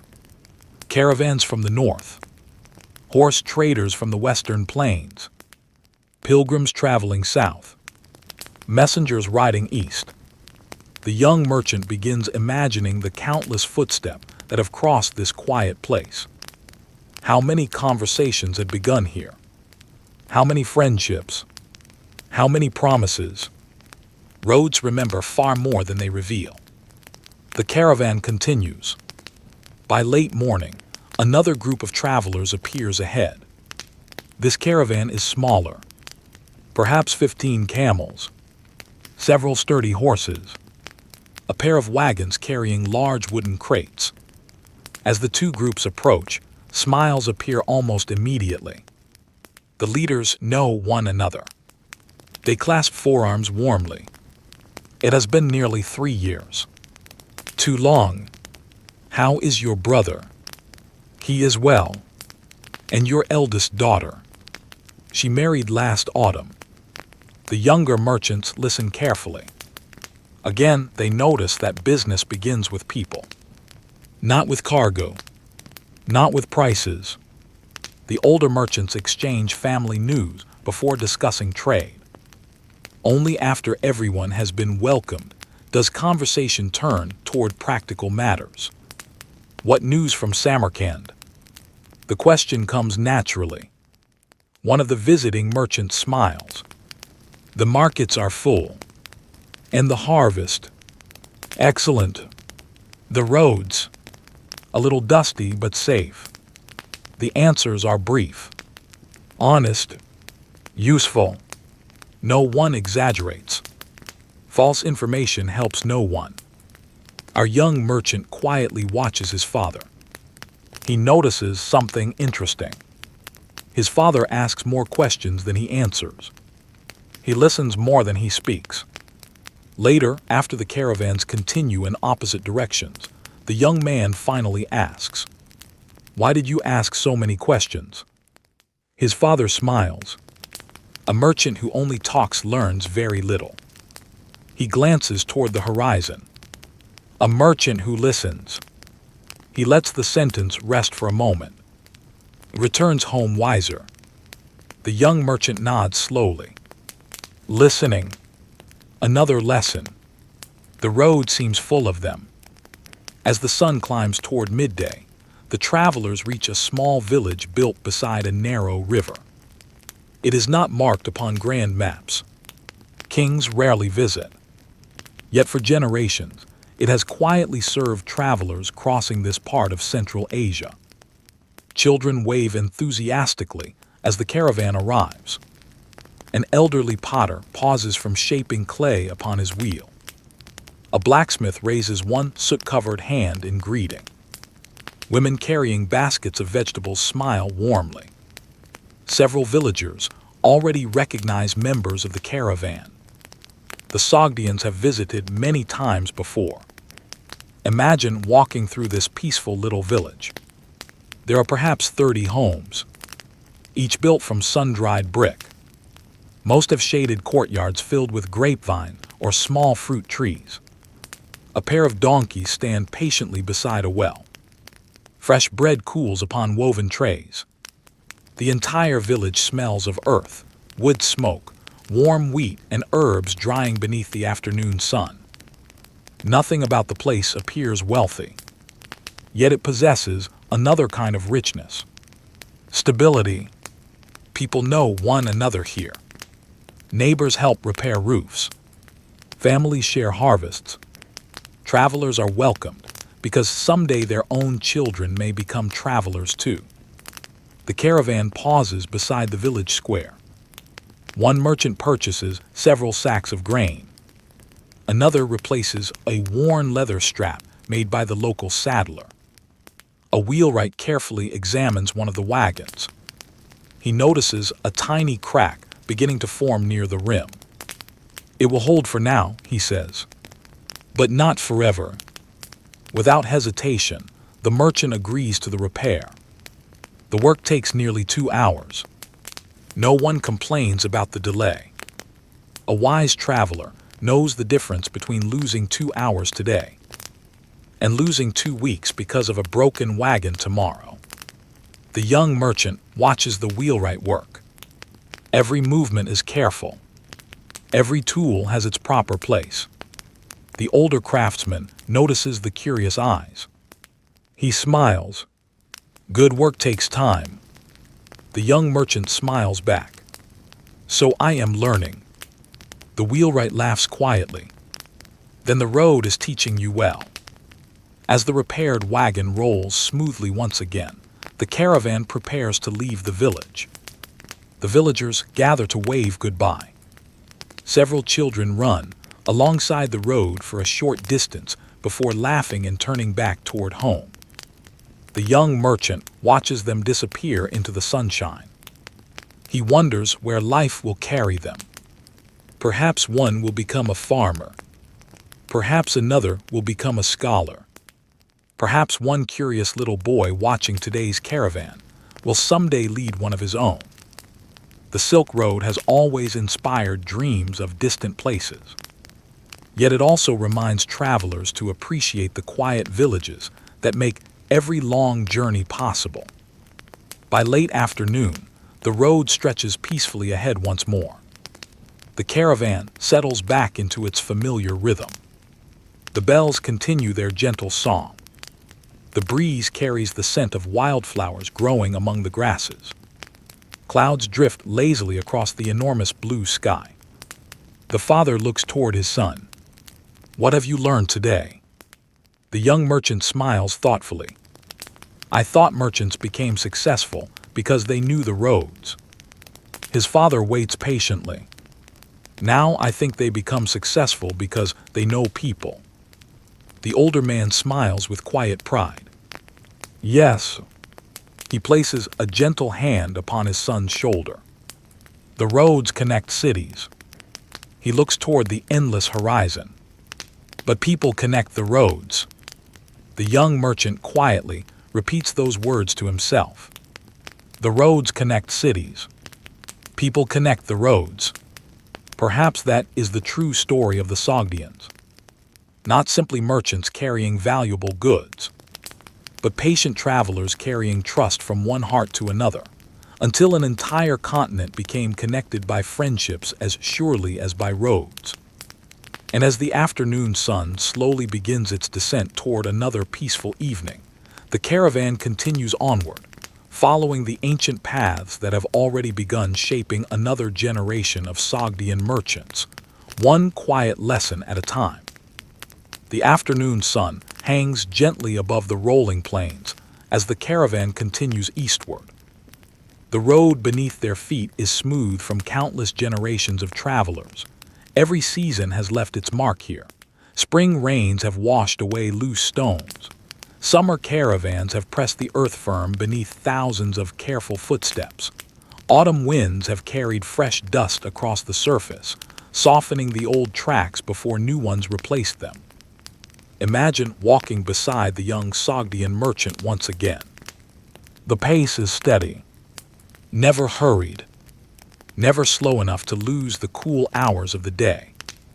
The rhythm of travel almost becomes a quiet song. The soft ringing of camel bells, the whisper of leather against wool, the distant call of birds circling above the grasslands, the gentle breeze moving through tall reeds beside a small stream. These sounds have become familiar companions. The young merchant notices that his father often studies people just as carefully as he studies the road. Whenever another traveler approaches, he watches their face, their posture, their expression, not because he is suspicious, but because every traveler carries a story. Some stories are joyful, others are difficult. A wise merchant learns to recognize both. Ahead, a lone rider appears on the horizon. His horse moves at a relaxed pace. Several cloth bundles are tied behind the saddle. As he draws closer, the rider smiles and raises one hand in greeting. The caravan leader returns the gesture. The traveler slows beside them. "Peace be with you." "And with you." The conversation begins simply. "Where have you come from?" "From the western valleys." "And where are you going?" "To the markets farther east." The rider explains that he carries finely carved wooden bowls made by his family. Nothing expensive, nothing rare, simply beautiful, everyday objects crafted with great care. The young merchant studies one of the bowls. The wood feels wonderfully smooth beneath his fingers. Its polished surface reflects the sunlight softly. Tiny carved leaves circle the rim. No two are exactly alike. His father notices his admiration. "A craftsman's reputation," he says quietly, "travels with every piece he creates." The writer nods. "My grandfather carved bowls. My father carved bowls. Now I do the same." The young merchant smiles. "Will your children continue?" The writer laughs gently. "If they choose." He looks at the bowl in his hands. But first they must learn patience. The caravan continues together for part of the afternoon. Along the way, the craftsman shares stories about the forests where the finest wood grows. He explains how certain trees must be left standing for many years before they are ready. He describes the quiet sound a sharp tool makes when cutting healthy wood. He speaks about caring for simple tools until they last a lifetime. The young merchant listens with genuine interest. He realizes that every profession has its own quiet wisdom. Merchants study roads. Craftsmen study wood. Farmers study seasons. Shepherds study weather. Each kind of knowledge deserves respect. After several miles, the roads divide. The rider's path turns north. The caravan stop. The rider reaches into one of his bundles. He removes a small carved wooden spoon. It is beautifully balanced. Simple, elegant. He offers it to the young merchant. "A gift." The young man hesitates. "I cannot accept this." The craftsman smiles warmly. "You can." He places the spoon gently into the young merchant's hands. "So that one day when you use it, you will remember our meeting." The young merchant bows respectfully. "Thank you." His father watches quietly. After the rider disappears beyond the hills, the young merchant studies the little spoon once more. It is a simple gift. His father nods. The best gifts often are. He smiles. "Years from now, you may forget what was traded today. But I doubt you will forget the man who made that spoon." The road teaches another lesson. People remember kindness far longer than prices. The afternoon passes peacefully. Clouds drift lazily across the wide blue sky. Wildflowers brighten the roadside with small splashes of yellow, purple, and white. Butterflies dance above the grass. The caravan reaches a gentle rise, overlooking a broad valley. From here, the travelers can see farms spread across the landscape below. Small irrigation channels sparkle in the sunlight. Fields of wheat sway softly in the breeze. Tiny orchards surround clusters of mud brick homes.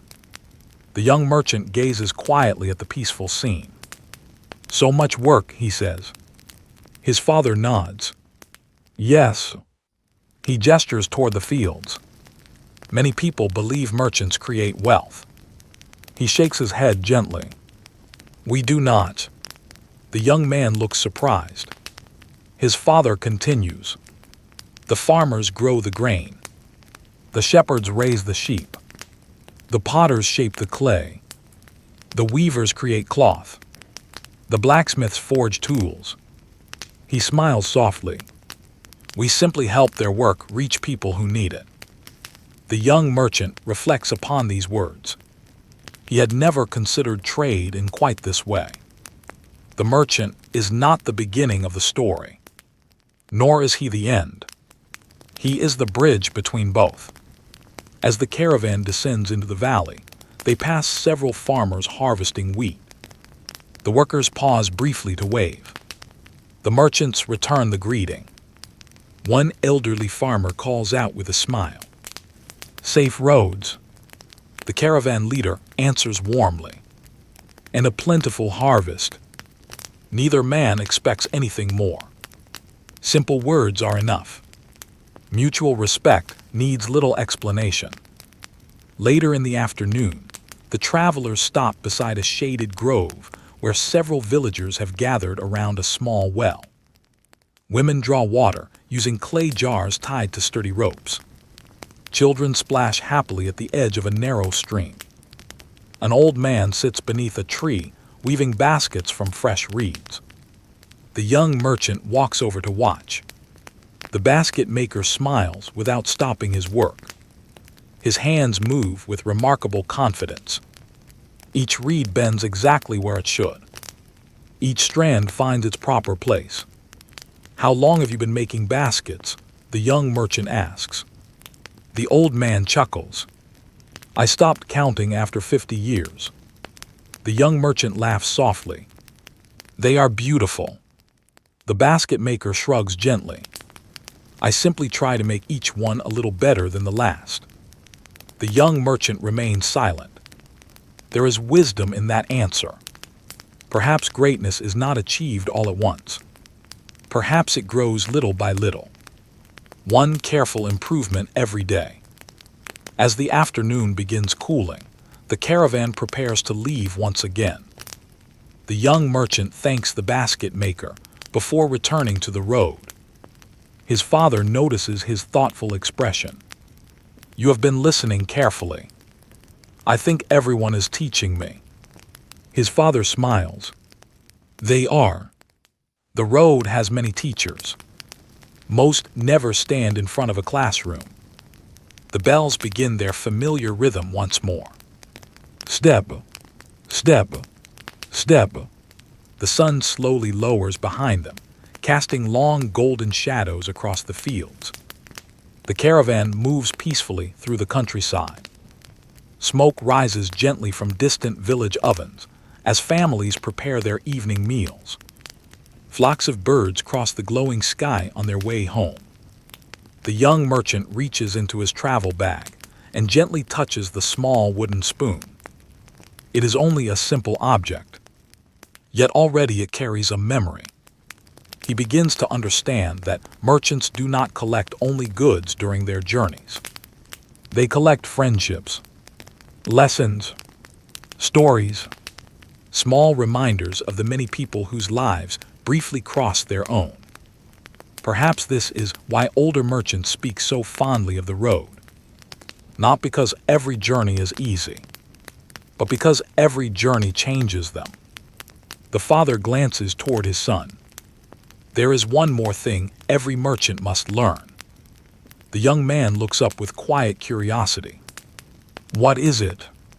The older man smiles as the evening breeze stirs the tall grass beside the road.